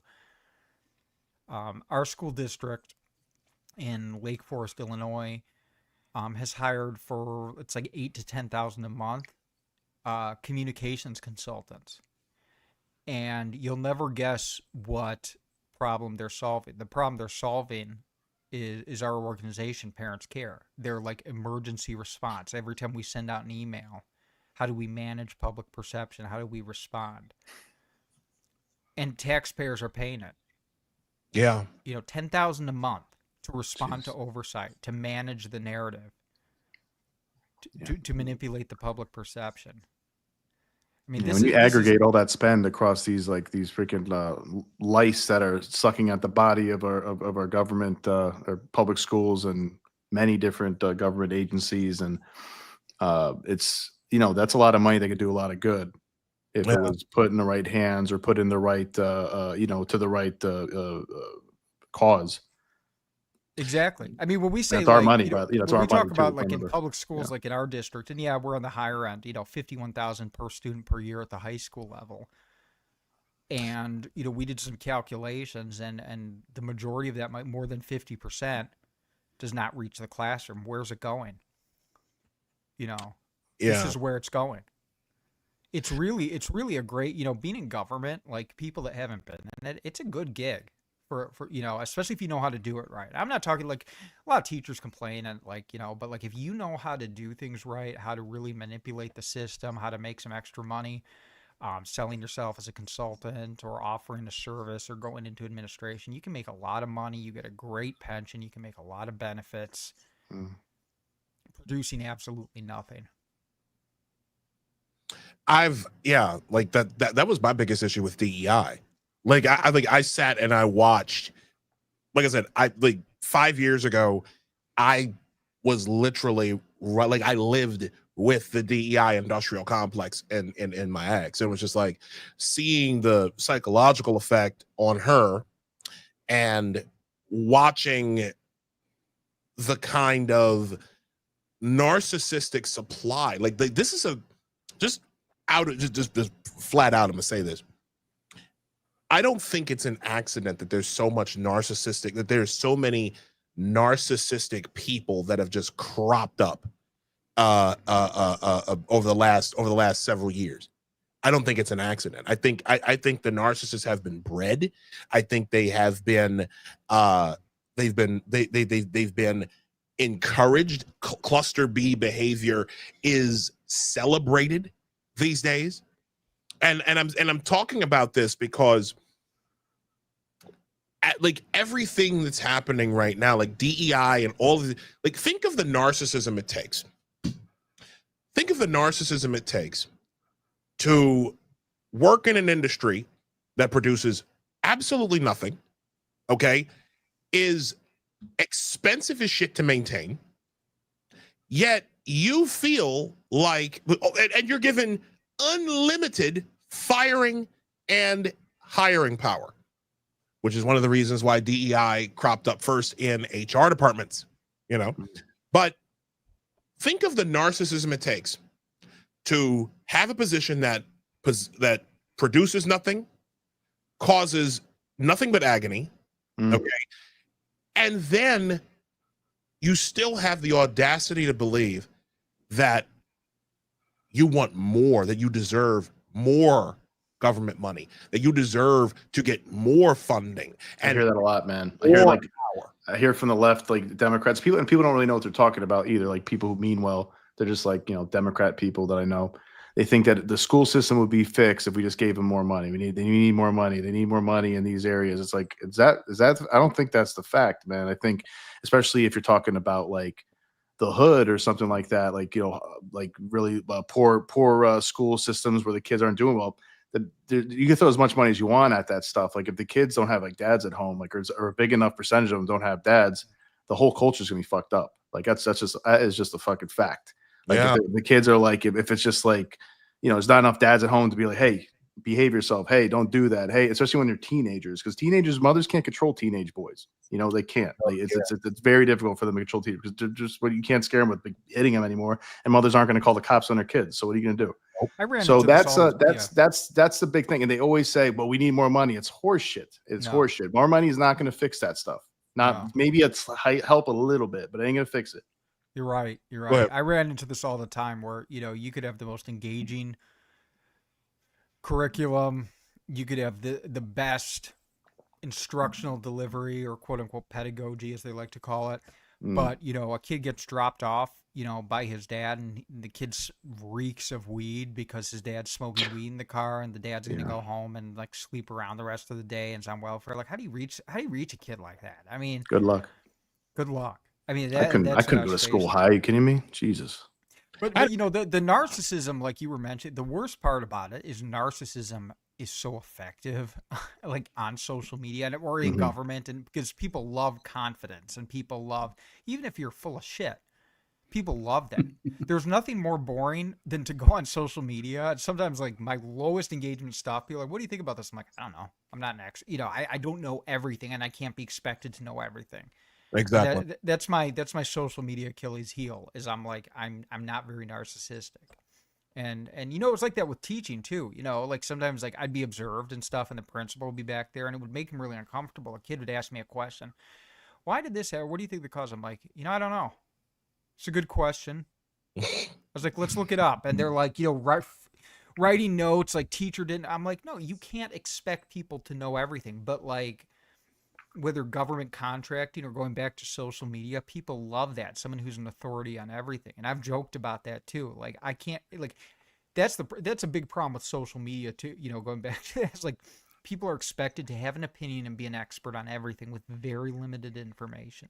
And look, we all do it because we want to be a part of the conversation. But sometimes I'm going to bed at night and I'm like, do I really know what the fuck I'm talking about? Yeah, me too. And sometimes I don't. Yeah. I'm like, I have to like, Yeah. I don't know what the fuck I'm talking about. Someone's asking me about like, you know, windmills and solar energy, and Elon Musk said this, and I'm like, you know, I can use ChatGPT and give me a breakdown, but I don't know what the fuck I'm talking about. So Right. I have the inverse problem, Frank, which is that when I don't know what I'm talking about, I don't say anything. Like, and then they're like, "Did you notice James Lindsay didn't even talk about the windmills?"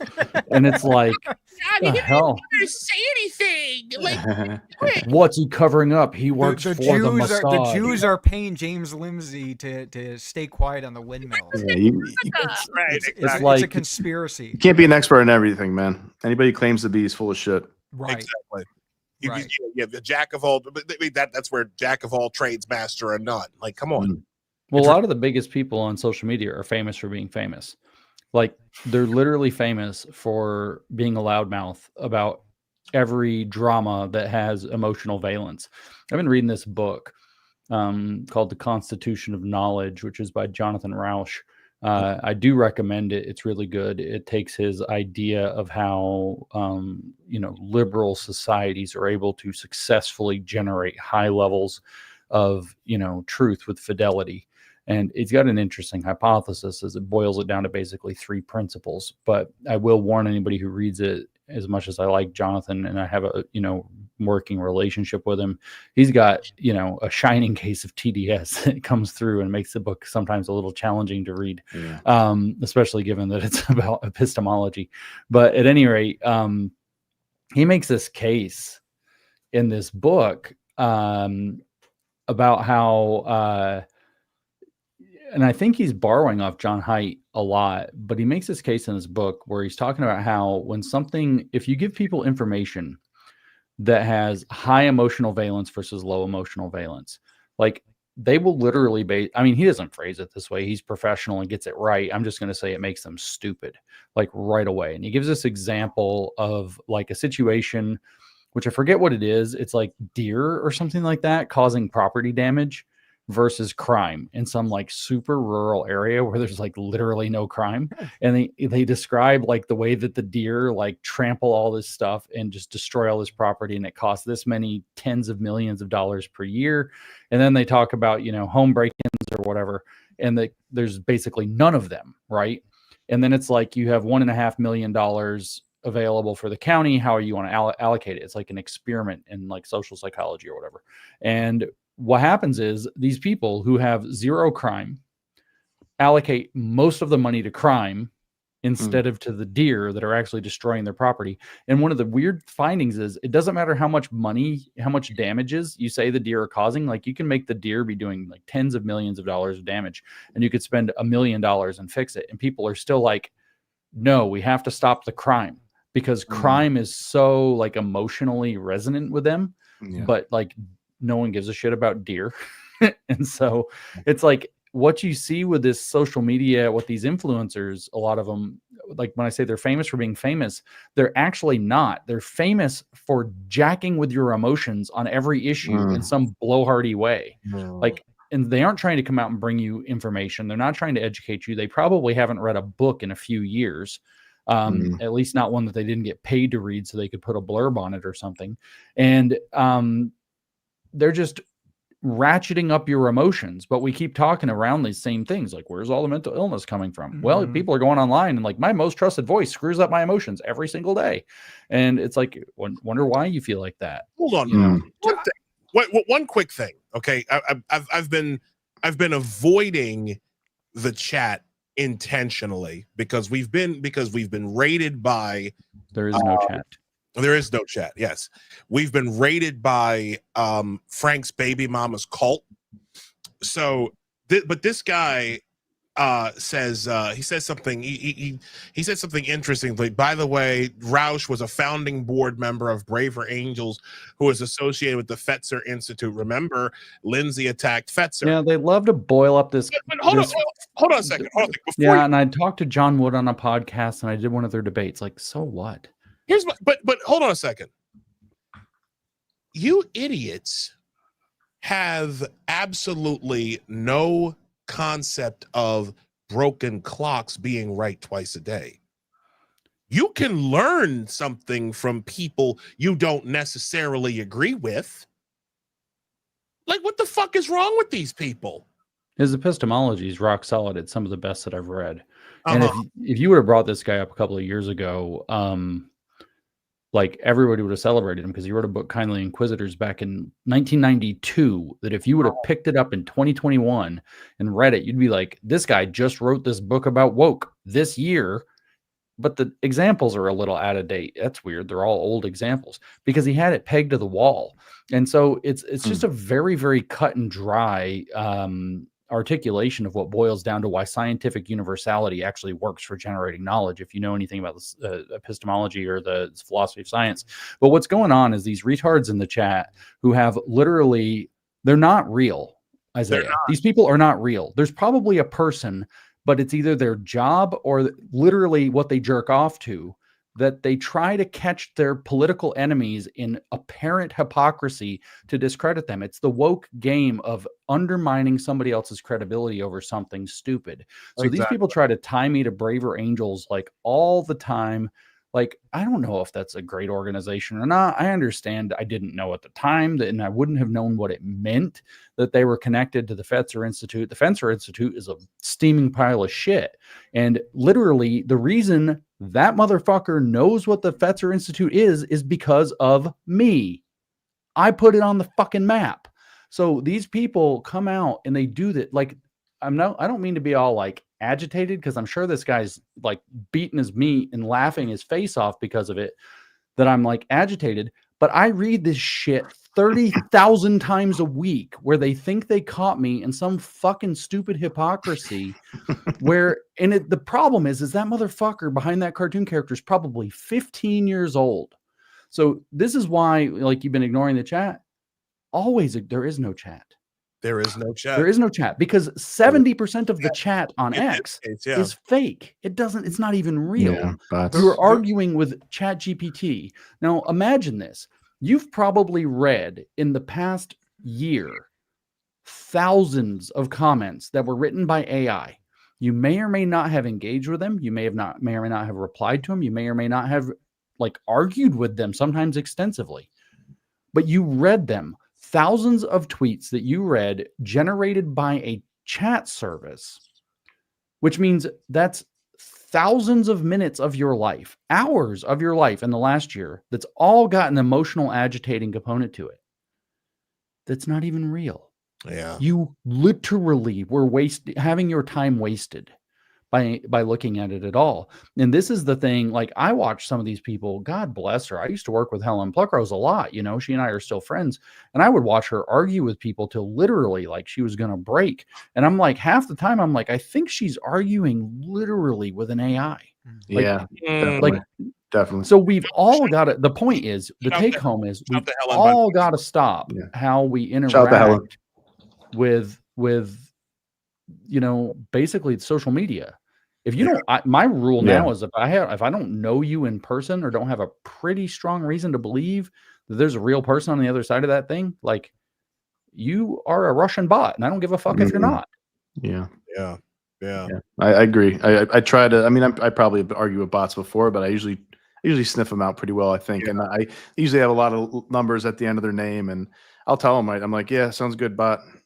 Sounds good, man. I mean, you can't get too angry at these. Sounds good, bot. And you just wasted 10 extra even that. seconds of your life. Doing that. If I even mess, I don't even respond. By the way, hold on a second, guys. Crabs on my nuts. Exactly. I got a lot of those. No, I got something for you fucking guys and for you bots in the chat. You see this?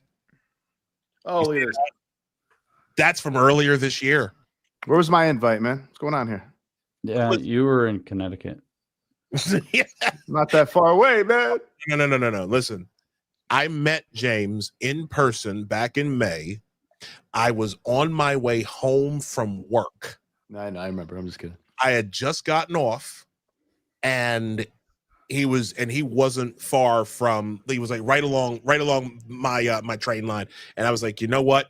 Let me stop by, and I got to meet my good friend, live and in color, and so guess what? I know that pisses you off. I know that's going to piss a lot of these bots off in the chat, but guess what? The man is my friend. Okay. You guys literally, the one thing that I will never understand. Me and Frank are gonna hang out by ourselves too. So no. We can't come. Yeah, you guys aren't invited. We're not allowed. Yeah. Listen, this is what get some real life friends, bots. That's the take home message. Get some real life friends if you're an actual real person. I care about my friends. Like I'm gonna be honest. Like that's something that does not happen much anymore these days. Is people don't show love for their friends. Like they don't stand by each other. That's something that we kind of forgot how to do after the COVID era, when we lost meaning. Okay, when we all started to lose our way, the biggest issue is that we lost, something was lost. Like we lost purpose. We lost how to be friends, to be friendly, how to, oh my God, we lost the ability to care for each other. Okay, and as we lost that we lost the ability to be outwardly directed. We became inwardly directed. Mm-hmm. And that's the problem that we have today is we have that's why narcissism is so, like I said before, narcissism is so gigantic these days because no one has any purpose. People are lazy, both intellectually and otherwise. No one wants to do the hard work of figuring, you know what? Of stopping themselves and thinking, something, maybe I am a little too inwardly directed. No, people are just outwardly choosing the darkness and then claiming, well, I have to choose the darkness because it's someone else's fault. I have to be evil because you made me evil. It's the same shit you hear from abusive husbands when they're beating the fuck out of their wives, and the first thing, and as they're beating them, they're like, look what you made me do. That's that seems to be going around, and it's happening all the time. And it's truly disturbing. So again, folks, let's care more for each other. If anything, like just us guys talking, like we need to be better to each other. And I'm not. I'll tell you what, amen. And we've implemented APOSTATE radio. You guys remember those Valentine cards you used to send to your bros? Hold on. Back like second, third grade. You like the guys and girls, everybody. Me and Isaiah, we sent a lot of Valentine cards like that to each other. Oh fuck! Like Voltron cards, like you guys know, yeah, it's like like it's kind of not romantic, but those old Valentine cards you send to everybody in the classroom. Like the like, what is it? The green lion, and I'll be like the blue lion, and then Voltron will have legs or something. What you're seeing in the chat is, I mean, let's just be honest. It is the orchestration. It is the orchestration of Dr. Cluster Borisenko. She has posted about this about 10 times. She is seething. She is still mad. What's she posting about? And grieved. Oh, about this chat. I mean, she's just Oh, furious. really? The fact No, that, like, look at that. We had almost 11,000 people. Thank you. wow. This is She's really mad. Here's what happened. A few Our months plus-size ago, doctor over she here. was Thank you. drunk. a real She accidentally sat on her Love you, dog sweetheart. and Yeah. died. That's true. And she has not gotten over that. Oh, Now, you want to go to conspiracies? Here's what I'll say. You ever see Shrek? You know when Fiona turns into the ogre? I have never seen Fiona, ogre, Oh, shit. and Karlin Borisenko in the same room together. I'm just saying. Donkey, get out to there. Get out to there. What are you doing? You know, I wanted to say, James made a really good point about this. We're kind of going back, but to this emotional valence issue. And we were talking about DEI. And this is something that really struck me. I mean, look, there's definitely, like, there are teachers and stuff, and there are people that are what I call true believers. They really believe in this. But for a lot of people, too, it's just a really good grift, especially DEI was. Oh, yeah. And it became a highly emotionally charged way for a lot of school administrators to distract from their failures. I'm just going to, like, read, if you can give me a moment. This is what I said when I resigned. I was at a school board meeting. I was talking to the superintendent, and I said, our schools are on the verge of collapse from behavioral chaos, violence, and staff burnout, and a 10 to 12% student proficiency rate in math and reading. These are the fruits of Miss Placencia. That's the superintendent of Waukegan High School, Waukegan School District's half-decade with the district, for which she has been awarded a 45% increase in her base salary, earning over $300,000 a year with a taxpayer-funded pension worth $16 million. I said, suddenly this is no longer about her incompetence, but the ghosts of implicit bias and racism haunting our schools, which she will now exercise through her diversity, equity, and inclusion initiatives that will cost the district millions. So, you know, this was great for, like, public and any sector of government. Take, you know, their failures, the grossly inflated bureaucracy, the millions they were bleeding taxpayer money, and say, wait a second, guys. Here's the real issue. It's racism. Exactly. It's equity. And if you turn to me, if you give into this solution, we'll fix it all. We need more money, and we need more staff, and we need to do these things. And that's the same thing you see on X too. You know, people on the quote unquote woke right, you know, they're pointing a lot of the problems that they're presenting and bringing up. They're real problems. You know, mass migration and violence and drugs and government corruption. But they're saying, you know, papal monarchy, that's the solution. I mean, these ridiculous, absurd panaceas to these very I'm telling you, problems. Frank, I told you, it's the trust me bro mentality, because critical theory only does critique. Right? What's woke mean? Woke means does critical theory. Like, it's not that hard, right? Critical consciousness. So you do critical theory, but it only does critique, because the definition of a critical theory is that you can't articulate the better system on the terms of the existing system. That's what Max Horkheimer, who invented it, said. So you only can do critique. You never give a positive vision for the thing.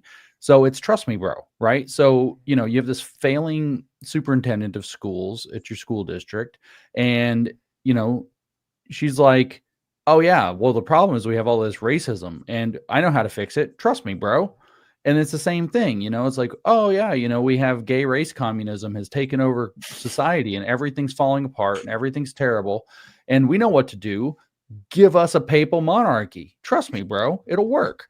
And you're like, what's it going to look like? Who, you know, like with this heritage American bullshit, right? You're like, okay, who's a heritage American? And they give a different answer every time. They don't have the slightest idea who a heritage American is. But I can tell you right now that they're going to know what a heritage American is when they decide that they're going to do something about it. So it's, trust me, bro, this is going to be good for all the heritage Americans. Who are they? Well, trust me, bro. And then they get the power. Let's pretend that they get the power to do this, because it's just suppose how it works.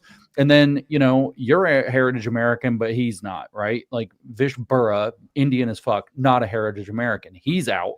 Deport. See ya. Back to being a Dalit in India. And so, okay, then what? Stuff's still not working. So what's the problem? Well, we must have let too many people in whose families only go back to the Civil War. So we got to start like purging those.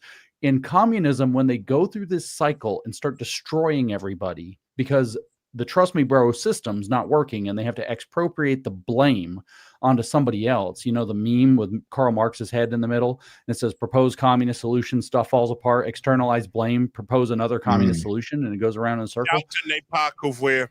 When the communists do this, it's called a red terror. When the counter-revolutionaries or fascists do it, it's called a white terror. It's still a terror. As above, it's still so the same thing. It's Robespierreism. It's where, you know, like you have the guillotine and you cut someone's head off and there's still the problem, and you say, well, we must not have cut enough heads. It must be the next guy. And then all of a sudden you're going to find yourself on the chopping block because people are eventually going to turn to you. And that's the whole funny thing about this Vish Burra, or whatever the hell his name is. That I keep joking with him. Like, he doesn't actually, I mean, how myopic do you have to be this fat Indian dude and think that you're not going to find yourself, you know, your head on the guillotine block eventually? Because your solutions won't work. Resting on a pile of poo.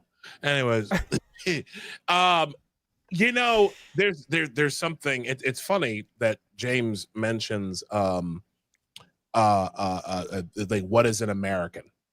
Okay, he actually had a very, very good definition that he dropped at his latest conference, and he clipped this 2 days ago on the 29th.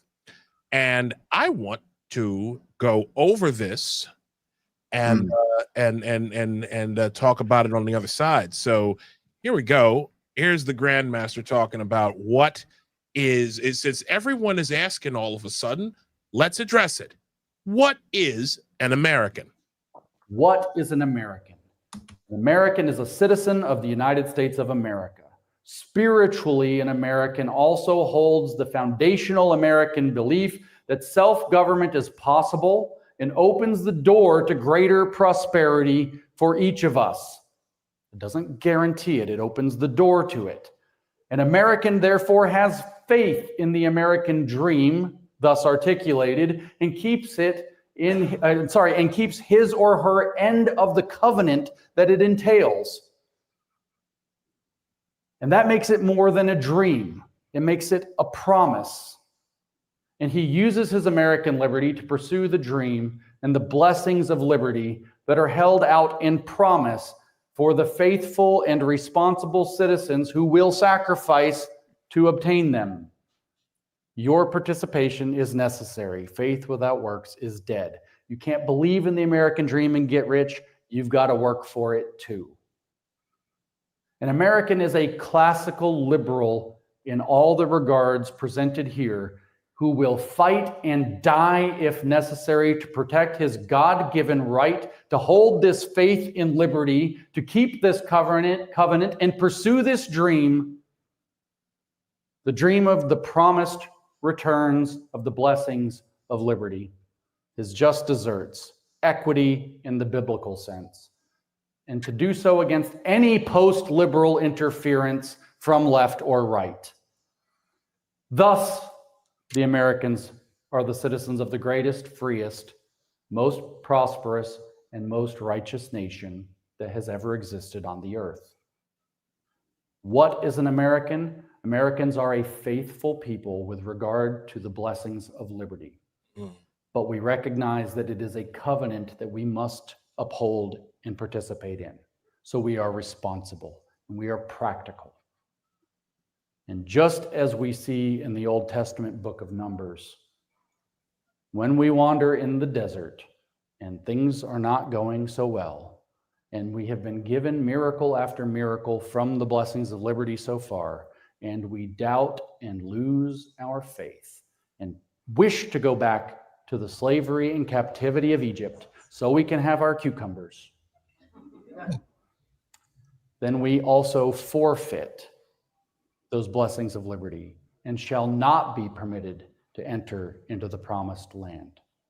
It is not for us if we are faithless and if we are actionless and if we are irresponsible. Americans are people who understand this and live this. This is my call back to faith in America. Thank you. Amen. USA, USA, USA, USA, USA. A. No, James, that's so true. Jim. I think we need to have faith in how things, like the progress we've made since our inception, since the Constitution, since the Declaration of Independence until now. I mean, we have the most prosperous nation. Think about most people's lives. They're either pretty damn good, pretty good. Usually they're not terrible, and if they are, it's usually like, maybe their parents' fault, maybe their personality, like it's usually something like that, maybe their choices. Sometimes it's not. Sometimes you're a victim of something, but for the most part, it works, man. It really works. And freedom of speech, man, Bill of Rights, that's really important. We're seeing the limitations of that in Europe, right? People can't speak out openly about certain things, and that's a big problem. You see what happened in communist countries, fascist countries, where there's like only one party allowed. That's a big fucking problem. So it's good to have, like, always allow people to say what they want to say, speak freely, because that pushes us in the right direction. The truth will lead us in the right direction at some point, and we cannot. That's one of the things that I really despise about wokeness and the woke left, is that they were trying to encroach on that. I think that even in America, they were trying to like make laws or trying to at least scare people from sharing their opinions and get you fired or get you canceled or character assassination. But certainly, I think I'm not sure, but I'm pretty sure in some states they were trying to make laws like, it's hate speech and stuff, right? Like that, right? For like misgendering somebody or saying a man is a man and a woman is a woman, right? And so, I mean, they wanted to do that too. And that's number one for me, is freedom of speech. Like that's really, really number one for me. And that is what's kept us from going off the rails, is freedom of speech, I think, more than anything. Yeah, as crazy as things get, on X, and we've definitely seen like the surge in anti-Semitism and stuff, and like some people are like, why should this be allowed? Like, the silver lining is it's actually like seen that, and having it come out in the open has kind of woken me up to the issue. I made this meme a while ago as Candace Owen, and she was like whispering like, "Who made you a Zionist?" And like the guy was like, "You did." So without that, if we didn't have, like, what, I guess I am grateful that, like, we do have freedom of speech, and that X has become a free speech platform, as ugly as it can get. It's woken me up to certain realities that I wasn't aware of that existed, or that were as strong as, I knew it existed. I just didn't realize it was when you said, I'm sorry, James, when you said equity in the biblical sense, because someone in this thing that we call a chat did ask this question, and I do think it is again, broken clocks being right twice a day. What did you mean by equity in the biblical sense when you said that? Receiving your just desserts. Like, if God is the character that God is characterized as, then this is like the theme of the book of Galatians. By the way, one of these other idiots in my Twitter chat is like, did you ever notice James talks about the Bible, but he never mentions anything by Paul? And it's like, can't even do this right. So the book of Galatians turns out to be one of the Pauline epistles. But the book of Galatians is kind of this like discussion, or part of it is this discussion about, how can God be perfectly just and perfectly merciful at the same time? But perfect justice, if you think about it, if that's a characteristic of God, and that's one of the promises, is that you are going to get what you deserve.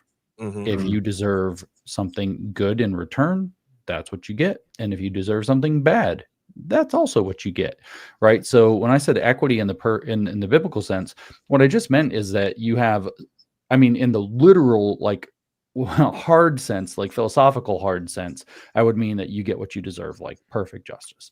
But what it would mean in the practical sense is that there's a strong level of correspondence between the value that you are producing for others and the amount of value you can expect to see returned to your life. Exactly. Right. And my argument, this is actually, it's what the comedians call a callback. What you just watched, that 3-minute clip, is the very end of 6 lectures. And that one was a little over 2 hours long. So it was a callback to an earlier remark that I made in that particular lecture, where I talked about the way that capitalism, if we want to use the word that we're never allowed to say, free enterprise is actually a better way to put it, that free enterprise allows people to develop an economic system that, based on the securing of their property rights and the ability to free them to engage in and solve problems for self and others, that what it allows them to do is to produce value for other people and expect, under the fundamental right to exclude, which is part of private property rights, to be able to exchange that solution for money or something else, right? Like my neighbor brought me a bucket of tomatoes from her garden yesterday, and I guess we could have bartered tomatoes for hot peppers or something. It doesn't have to be money. But the thing is like we have our own private property and we get to set the terms of exchange. And so when we get to do that, then what we end up with is a pretty faithful, that's the principle of free enterprise. What we end up with is a pretty faithful return, to where what you receive back out of the system is a, decent approximation, a fair approximation of what value, not what you've done, not how hard you've worked, not how good of a artist you are when you draw your anime characters or whatever, but you've produced meaningful value for somebody else, and they proved it by being willing to part with their money or other resources in order to obtain it. What you then have is a fairly faithful system that says that you're getting back out of in accordance to what you've put into. And that is equity. That equity in its real actual meaning. Think about it in finance or in your house, right? You build equity. What does that mean? Well, in like when you buy your house and you say, well, how much equity do you have in your home? Well, it's how much of your money have you put into it, right? So it's how much of that money is actually yours. So how much of it is like your value that you have now accrued and retained? So the real meaning of equity, which the left stole to turn it into what the Russians call actual equality, or fakticheskoye равенство. I can't ever fucking say that Russian word, равенство. Anyway, the point is, actual equality was the doctrine of the Soviet Union from 1923, at least forward, from Stalin's 12th Party Congress. And the idea was what we call equity. The idea was that there's going to be equality enforced on economic grounds on every level, social, economic, cultural, everything's going to be made equal. All the DEI stuff, by the way, is this. The backwards people, Stalin said, will be brought forward through all the advancement that the party can bring to them. So all this investment in the backwards people, the DEI would be like BIPOC and gay and all that stuff, or the backwards people in our society are going to be elevated. That was the program. But the idea is that they perverted the program of equity, being that you have a faithful accordance of getting out of a system something like what you've put into it, the value that you've produced for it, I should say. That's the actual thing. The value you have produced for others. What value are you producing, by the way? You are doing something to increase their capacity to solve problems in their lives. Thus, they're willing to part with their resources to obtain those solutions. That's more or less what it boils down to. So they've perverted that and turned it into, oh, you just all deserve equal because you exist. So we're going to make equity be equal outcomes. Equity is not equal outcomes. It is a fair return on your investment. And you know what? I'm going to put it in a way, because I used to sell cars, I think, and you can help me understand this.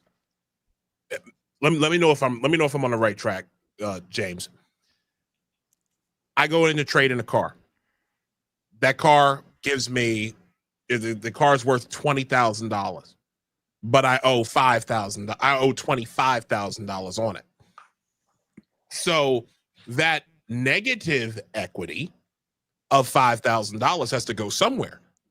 That $5,000 goes on the new loan, the new car loan.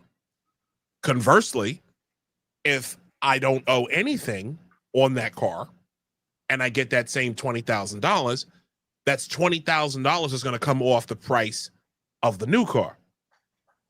That's equity. Yeah, this is why the reason I called it biblical is because all through the Bible you find, God saw their inequities and, whatever the situation was, and he's going to level the inequities in the end, when judgment comes. So the idea is everybody's going to have actually what they actually deserve.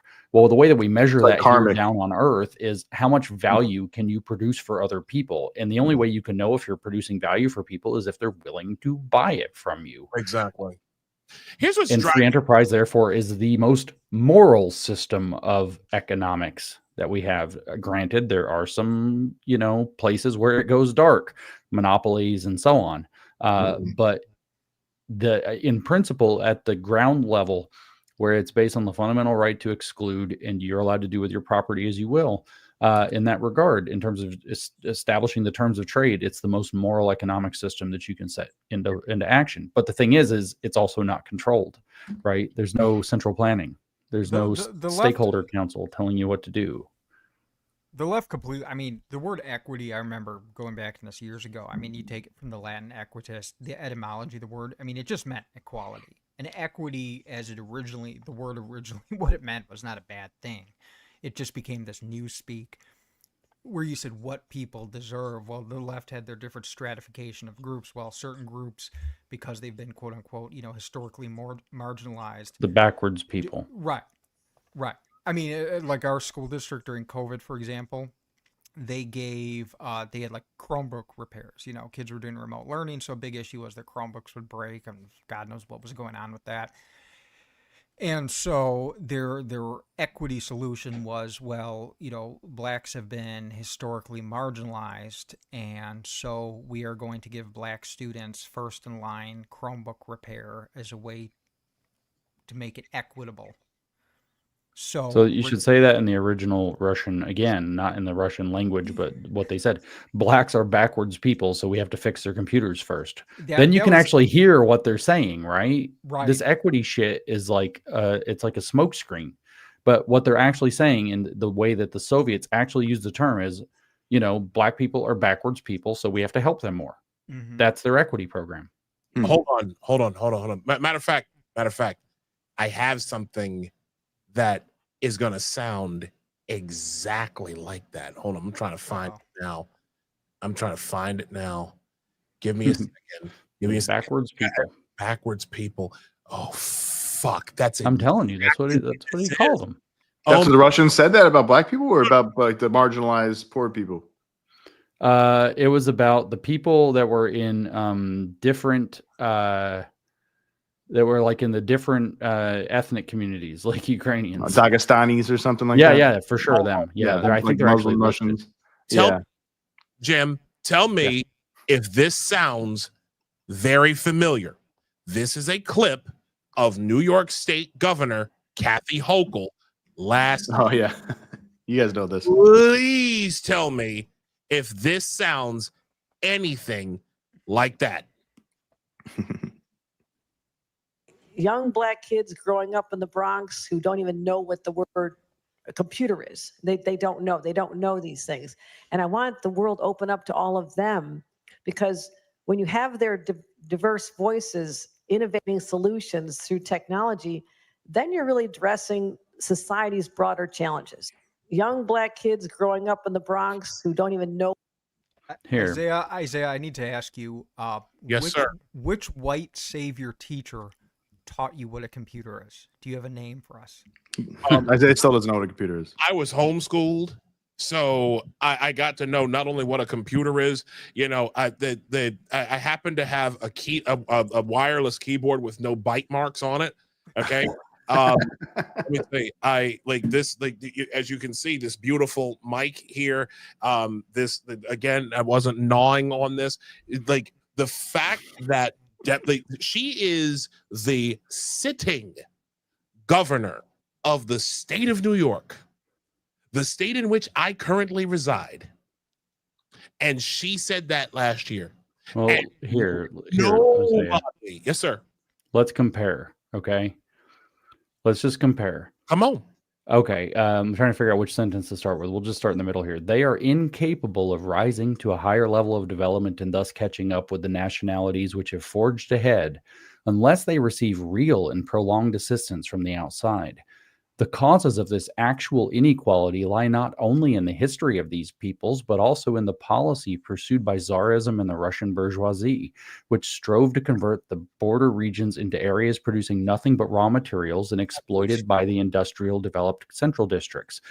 This inequality cannot be removed in a short space of time. This heritage cannot be eliminated in a year or two.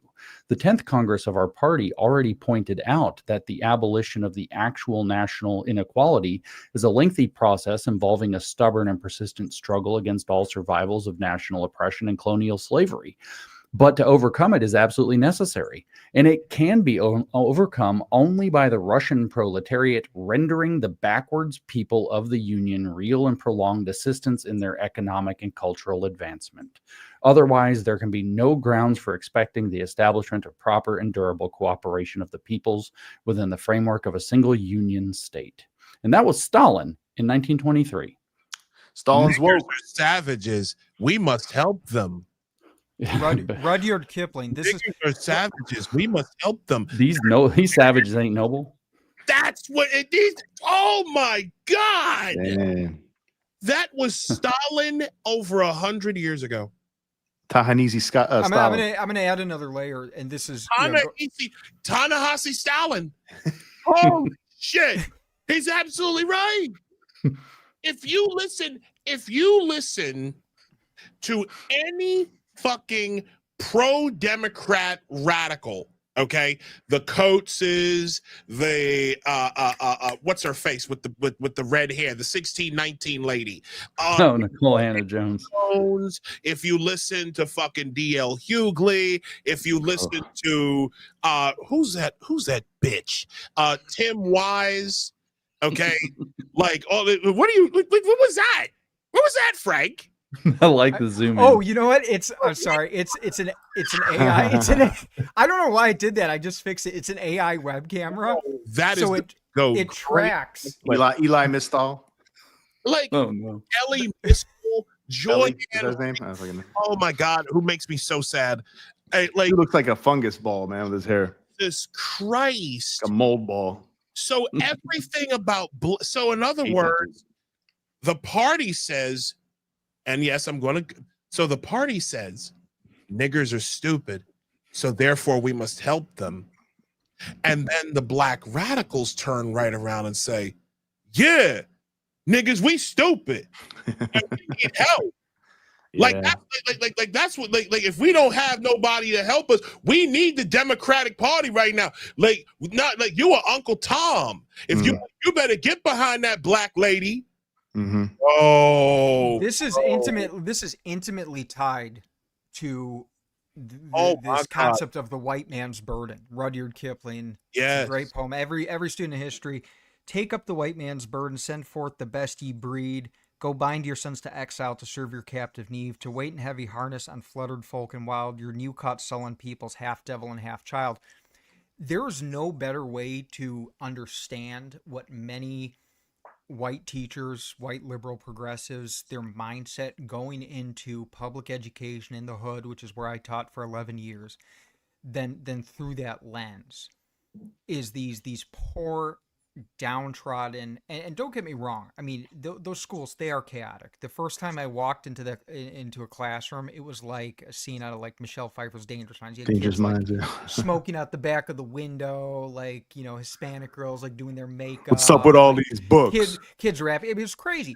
But this idea that like they are these like savages and we are going to uplift them. It is our burden and turn them into. Now, I mean, you know, Yeah.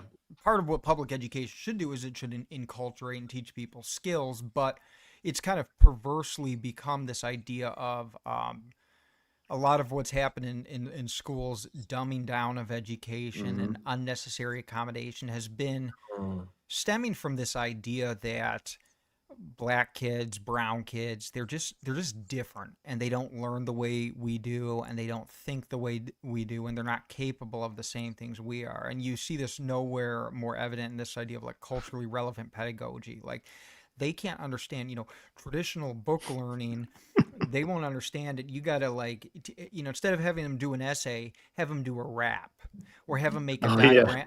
You know, I had this one teacher. I mean, he was a really nice guy, and his heart was in the right place. But he'd like come to me, and these are freshman kids. He's like, "Oh, look at the pyramids they made. They did these diorama pyramids, and they made a diorama of ancient Greece." I'm like, "What do they know about it?" And the answer was very little, but like the idea like that this is how they learn was visually or what's the point? What do you actually I learn heard that from a lot. They like like black kids are really kinesthetic learners. So if they get up in class and start walking around, Jesus. that's just like how they learn, like kinesthetically. They learn through like physicality. They learn through sports. I mean, it's just fucking crazy. It's like you're a man. different species. You know what? You know what though, Frank? It explains how we end up with black black adults that do this shit. We're in the middle of a hostile government takeover. I wanna talk about it, but I've been late for work. And if you're saying, wait a minute, do we have to stop this? We had one, but she didn't want that lady in office. Hostile government. I hate that. Where's the Rock? Where's the Rock? He's right here. Off is a direction you can fuck. No, dude, it reminds me of that white what was supremacy that? culture or whiteness culture and this. That was Oh, big yeah. bags of cash, Frank. So that was a video Yeah. that was cut earlier this year by several black Twitter personalities, one of whom I actually know. Okay. And because essentially what they've done is these black Twitter celebrities or personalities, I won't call them celebrities, that's giving them way too much fucking credit.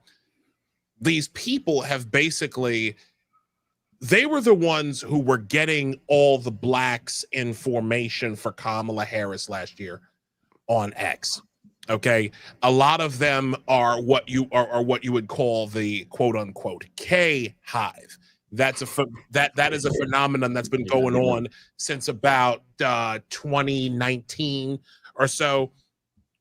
Is that K Hive still buzzing or what? Yeah, it's still buzzing. Still buzzing. And guys like the one who was going like this, Yeah. you know, like doing the Dumb and Dumber dance, right?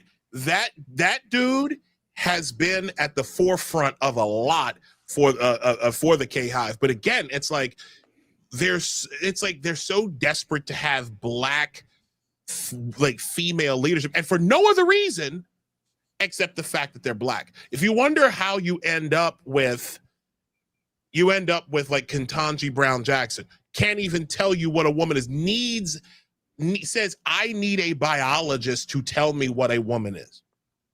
No, you need a biologist who has been approved by the party that will tell you what a woman is. Isn't this the same Jackson that was getting dressed down by Sotomayor about not knowing basic jurisprudence? Yeah. Like, Wow, if you're was getting it called out by Sotomayor, really? Sotomayor, I think Yeah, it was.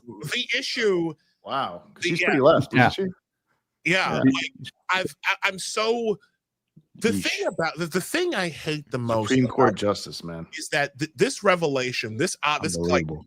this collective aha moment that we've all had tonight, gentlemen, is is that the left is really fucking racist. Mm. They're really fucking racist. They really think that black folk And sexist, by the way. and sexist, they think black people are fucking inferior.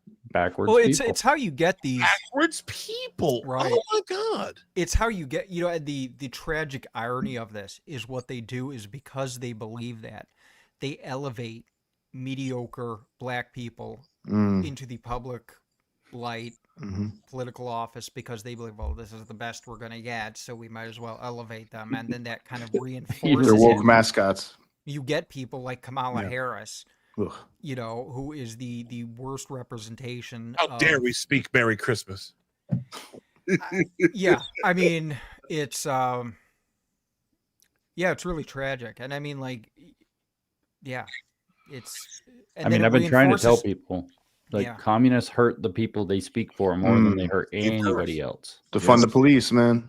Defund the Defund- police. On the police. What do you think that harms most? The high crime communities. defund the Who police? lives in the high crime communities? Like who's like Zoran here in New York City. You want to be fucking mayor of New York, but you want to turn all of these retail spaces in the subway that have been empty for years. You want to turn all of those into quote unquote treatment facilities for homeless people in the fucking subway. You want to the places that were once newsstands, right? That the MTA used to rent out. Oh no. We're gonna turn. What are you gonna turn those in the portable methadone windows? Is that what you like? Methadone booths? Is it like again? They don't want cops in the subways. They say nothing as listen. I've lived here in New York City for 10 years. There have been times when I've walked in the subway system where there are just syringes all in the roadbed in the subway where the trains roll. Just use syringes. It's just like okay, so I guess we're gonna turn 42nd Street Port Authority bus terminal. We're just gonna turn that into a big fucking a needle exchange center, huh? And Mamdani said, but the thing is, it's like black folk. You know the biggest evidence of this of what you were saying, James, in DC. Think about this, boys. In DC right now, where Trump federalized the district and sent in the National Guard, federalized Metropolitan PD. Okay.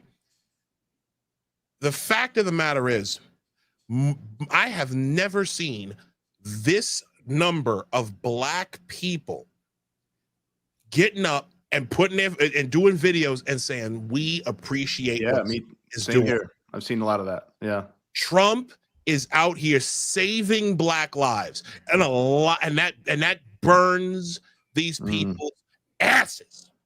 Yeah. That black folk would stand up and go against the programming that they have been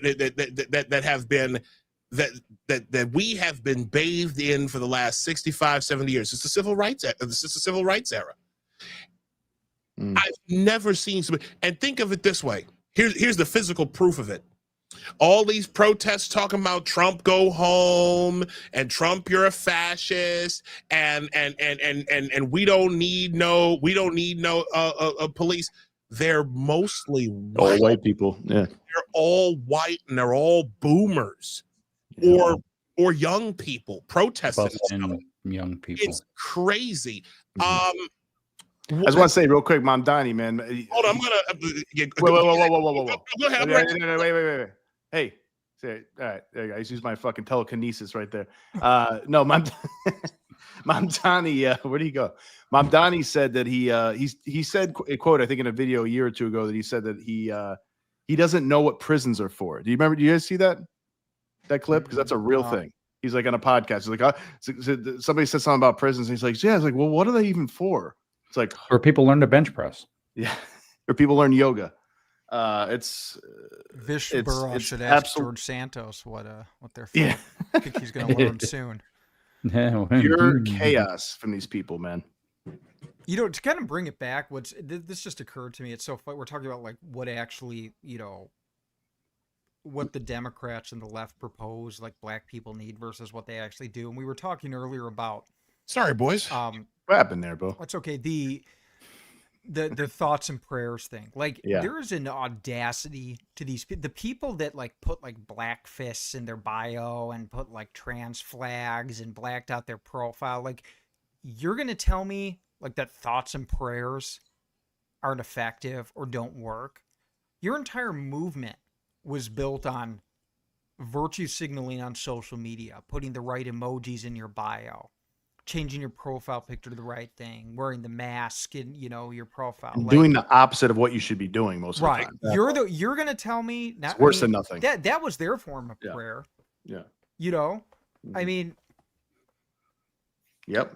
Last thing. Empty virtue signaling. Empty virtue. Exactly. Harmful virtue signaling. The best thing that white people could do right now, and by white people, I'm talking about these white liberals that Malcolm X warned us about.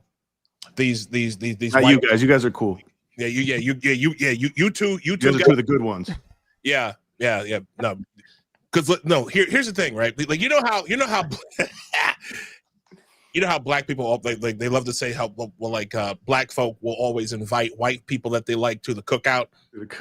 Yeah. See, here's the thing, like white guys like James and Frank here, See, these guys like barbecue.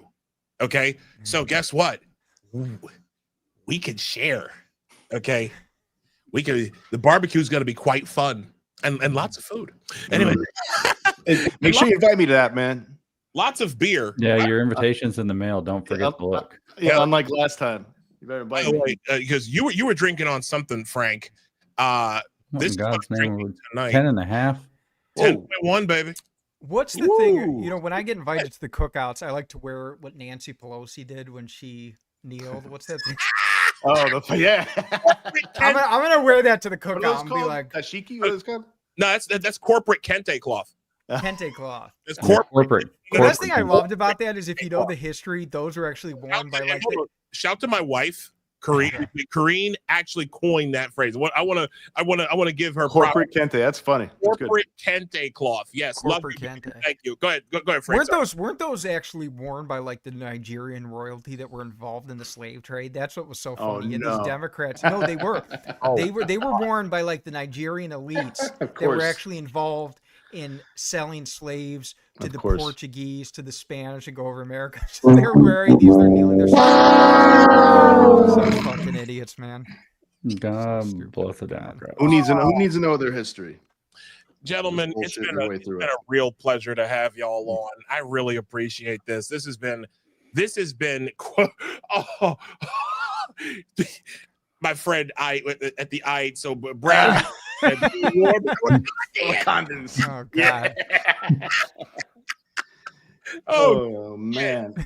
Anyways, guys, it's been an absolute pleasure to have y'all on. We really appreciate it. James, I thank you for being a great friend. I thank you for being a warrior for the truth. You are an amazing man, and I don't give a fuck when any of these people in the chat says The bots. the You bot. got to feel bad for them, Isaiah. They're backwards people. Yeah. They are backwards people. We got to mobilize the whole state to help them out or something. What are y'all working on, James? What are you working on? By the way, Nazis. I'm still doing my huge ass Nazi experiment podcast series. So I did not see that coming. Ooh. Yeah, I'm reading basically it's not limited to, it's largely that I'm going through in a, highly contoured order pieces of Mein Kampf as a podcast series. So I'm putting out tons and tons of Mein Kampf so that people can send me messages like, my jaw was on the floor while listening to your podcast because I realized I've been reading Mein Kampf on X without citations for like 6 months now. oh, That's not your first time working with Mein Kampf, yeah. right, James Lindsay? holy shit! Well, I did a little work with Mein Kampf back in 18, a little famous work, feminazis. It's so versatile. Yeah, it applies to all kinds of assholes. Yes, it does. And Frank, what are you working on at the moment, pal? We're working on getting Americans for School Oversight up and running and trying to get, more of these kind of replicate our efforts and our successes that we've had in our community and bring school, local grassroots oversight to the public school system so that people can rein in these, these tax bleeds that are not producing results that people deserve.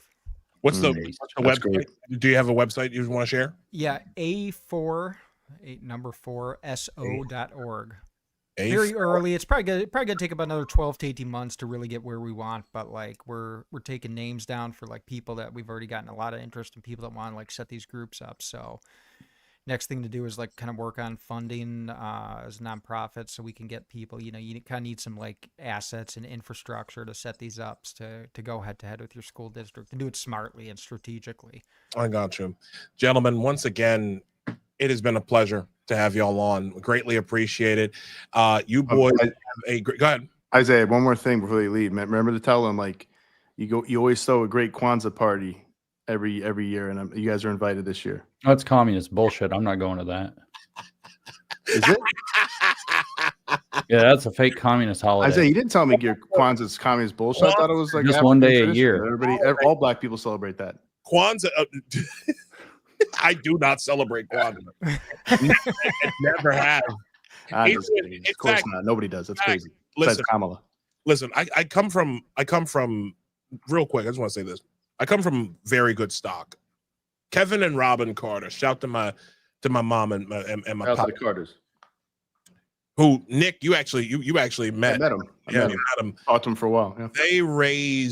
They raised my brothers and I right, man, because the first time that when we started seeing like Kwanzaa, like we grew up like we were little kids in the late 80s and in the 90s, whatever. And we asked about Kwanzaa because we're kids. They're like Mommy, Papa, we love Kwanzaa. And they were like, no. That's beautiful. Both of them based. No. Based in the 80s. Kevin and Robin Carter are two of the most based people you will ever meet, and I'm so glad that they didn't keep that they didn't let us fall into any of that communist dog shit growing up. So there are so we don't do Kwanzaa, we don't do we don't do any of that. No, not even the communists do that. Yeah, it's full blast capitalist, very, very extra capitalist barbecues.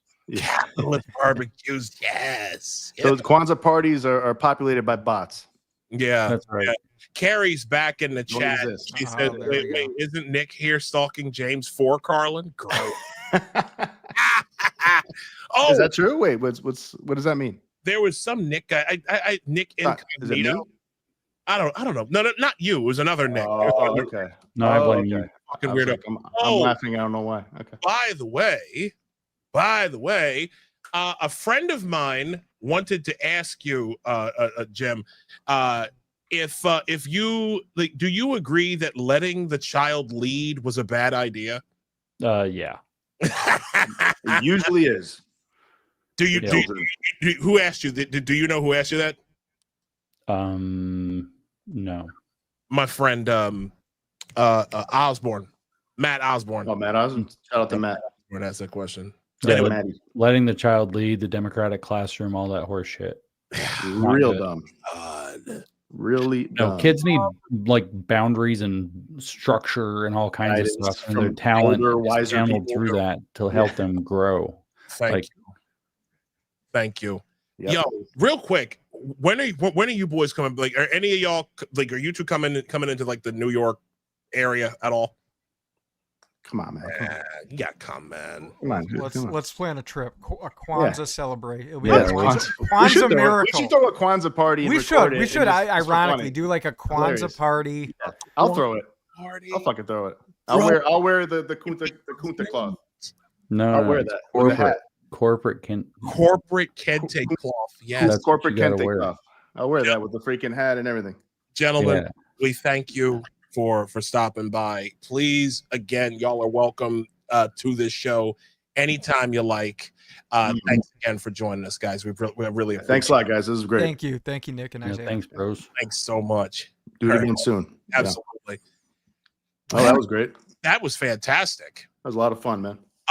Let me just do one quick thing because I want to make sure that this one person. There's some. I want to actually share this. Just give me one quick second here. I've been meaning to. I've been waiting for this, and these guys are. We're blessed, bro. We're blessed. We are blessed. I agree with you.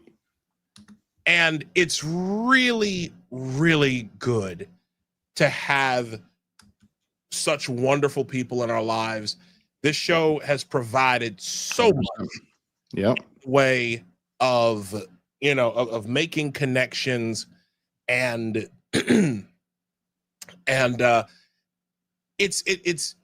this is one way that I'm very, very thankful to do this show.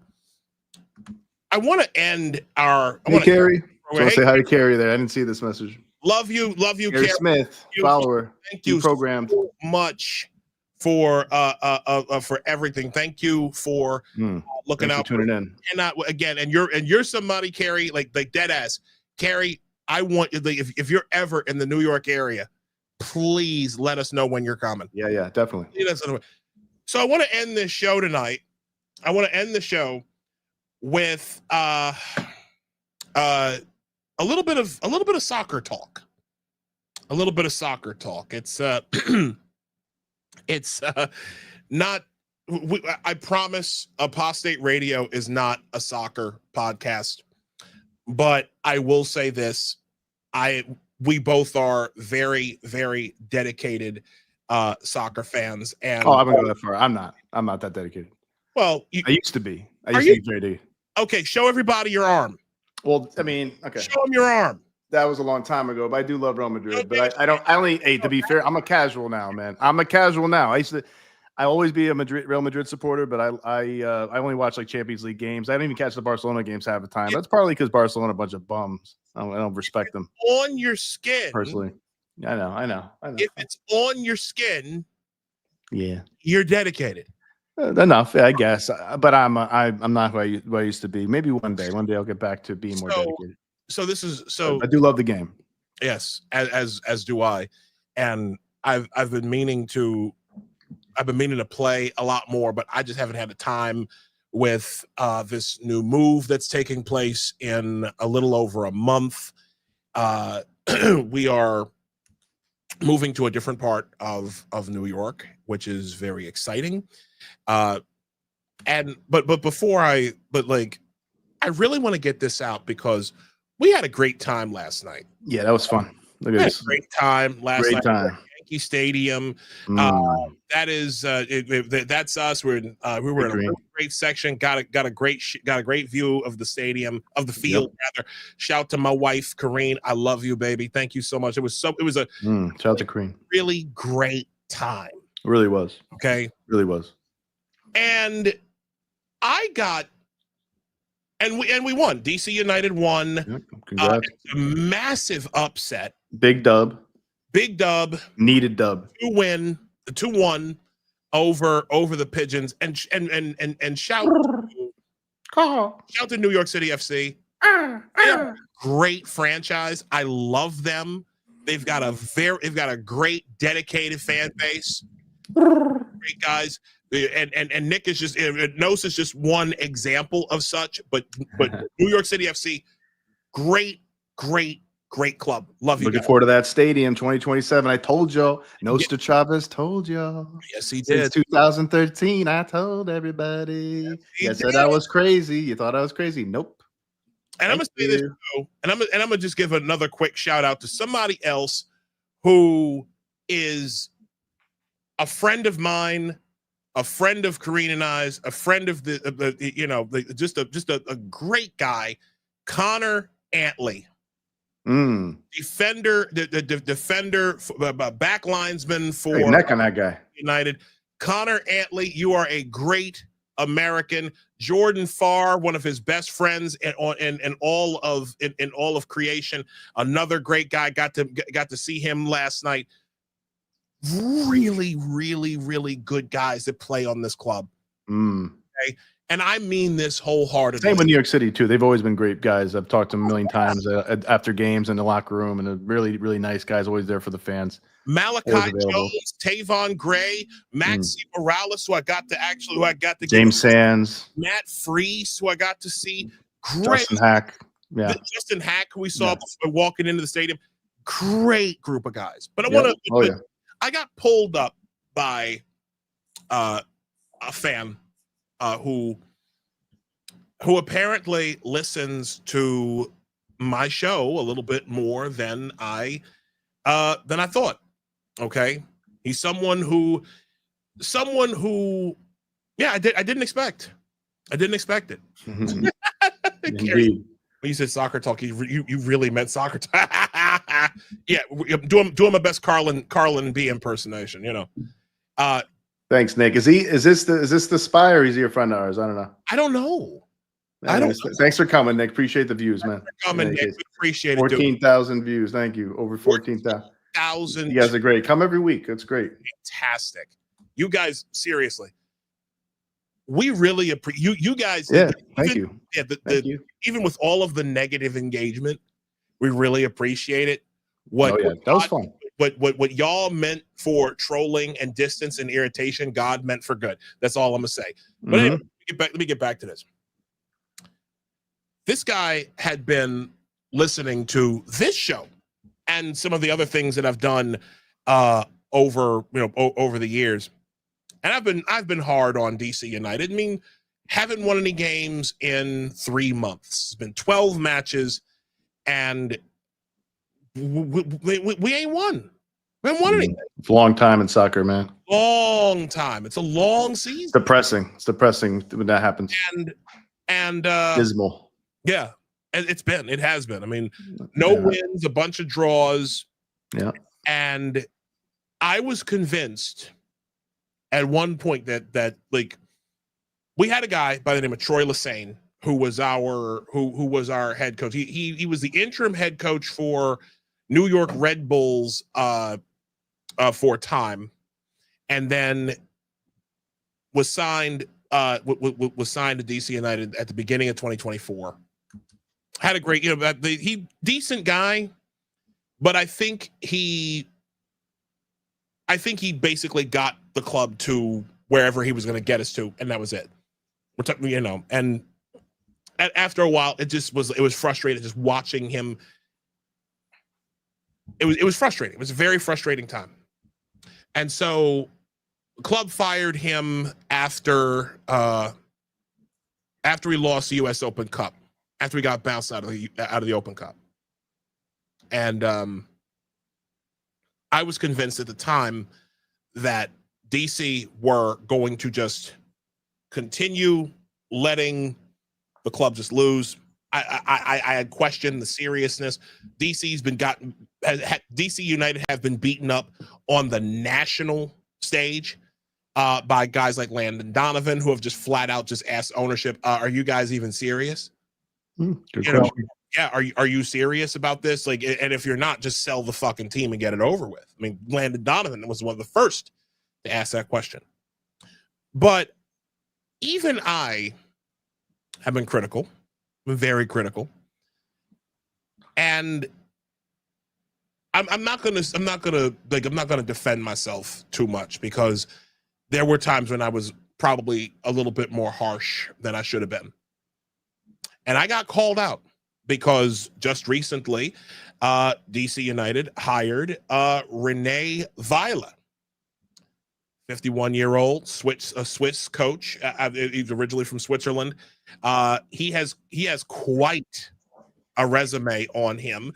I'll just give you a matter of fact. I'll just share this real quick. The press release, just so I can give everybody context to this, right? Like why we're doing this. Renee, I'll be right back, guys. Yeah.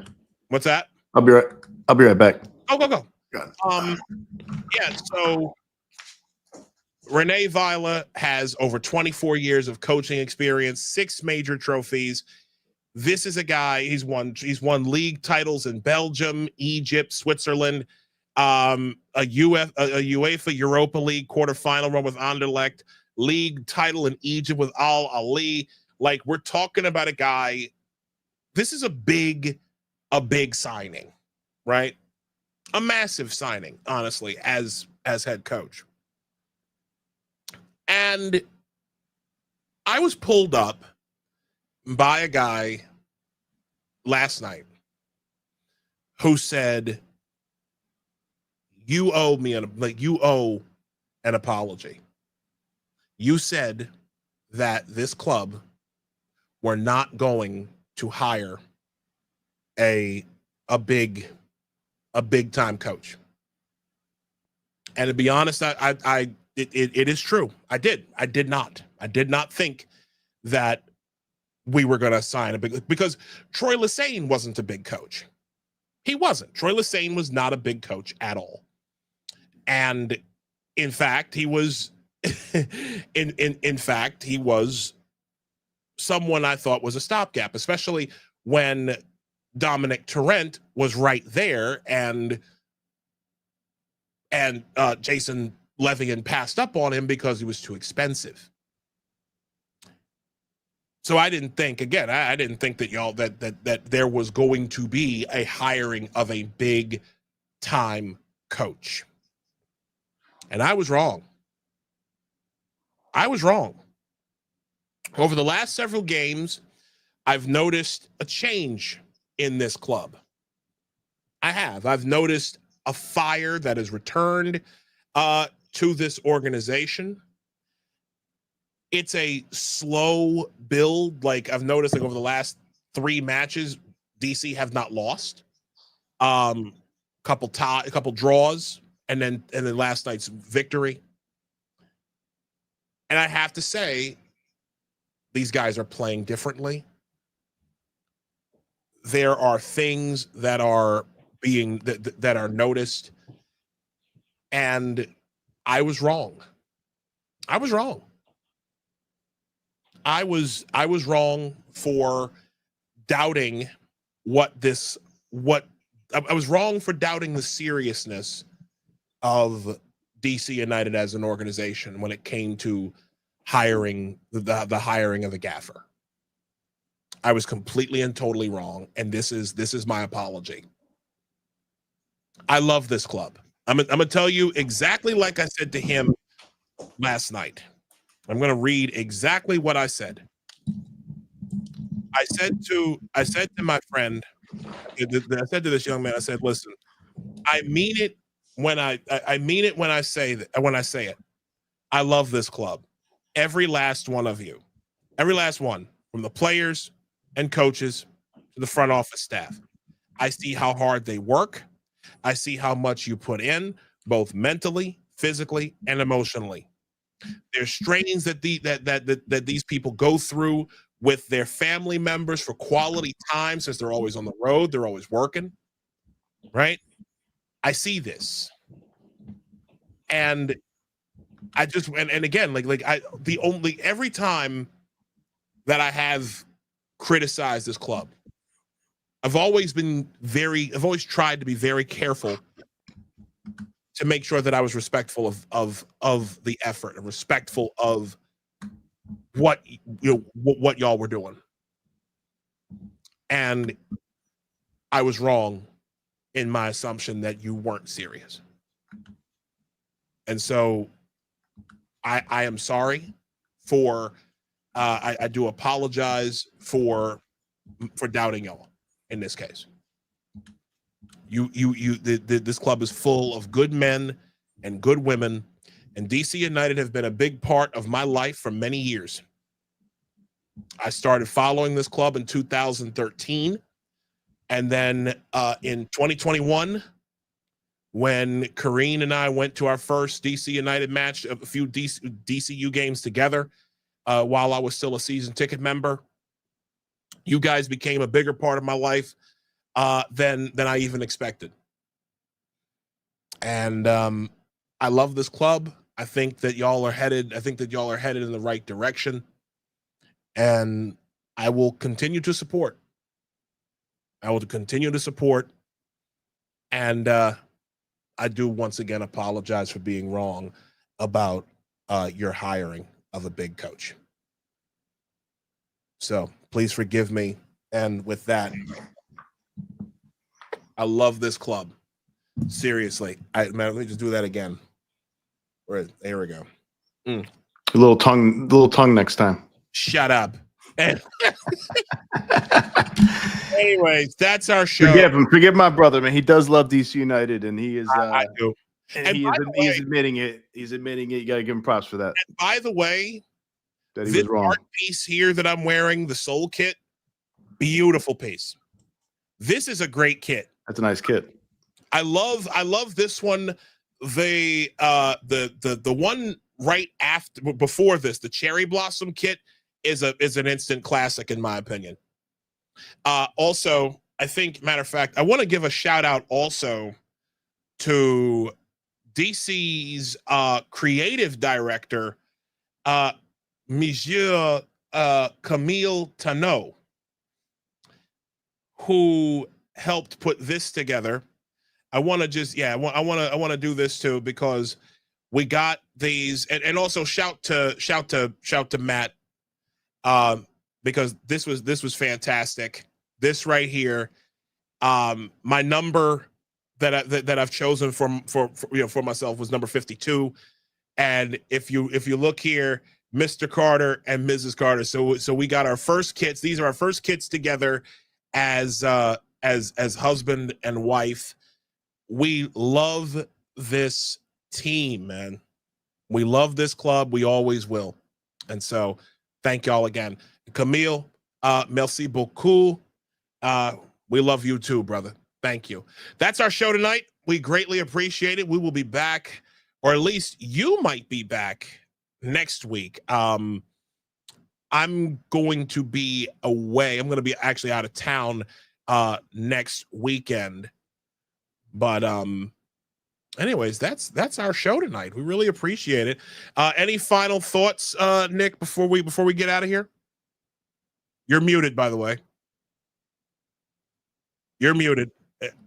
Hey, yeah, I sent you some one of our friends there, JB, J Audex sent us I guess Big Mama was talking trash about us on Twitter.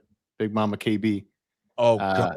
So I replied and I left a little I CC'd you guys in case you want to see what I said. Oh boy. I'll take a look. Oh God. That's our show. Thank y'all so much for joining us. We greatly appreciate it.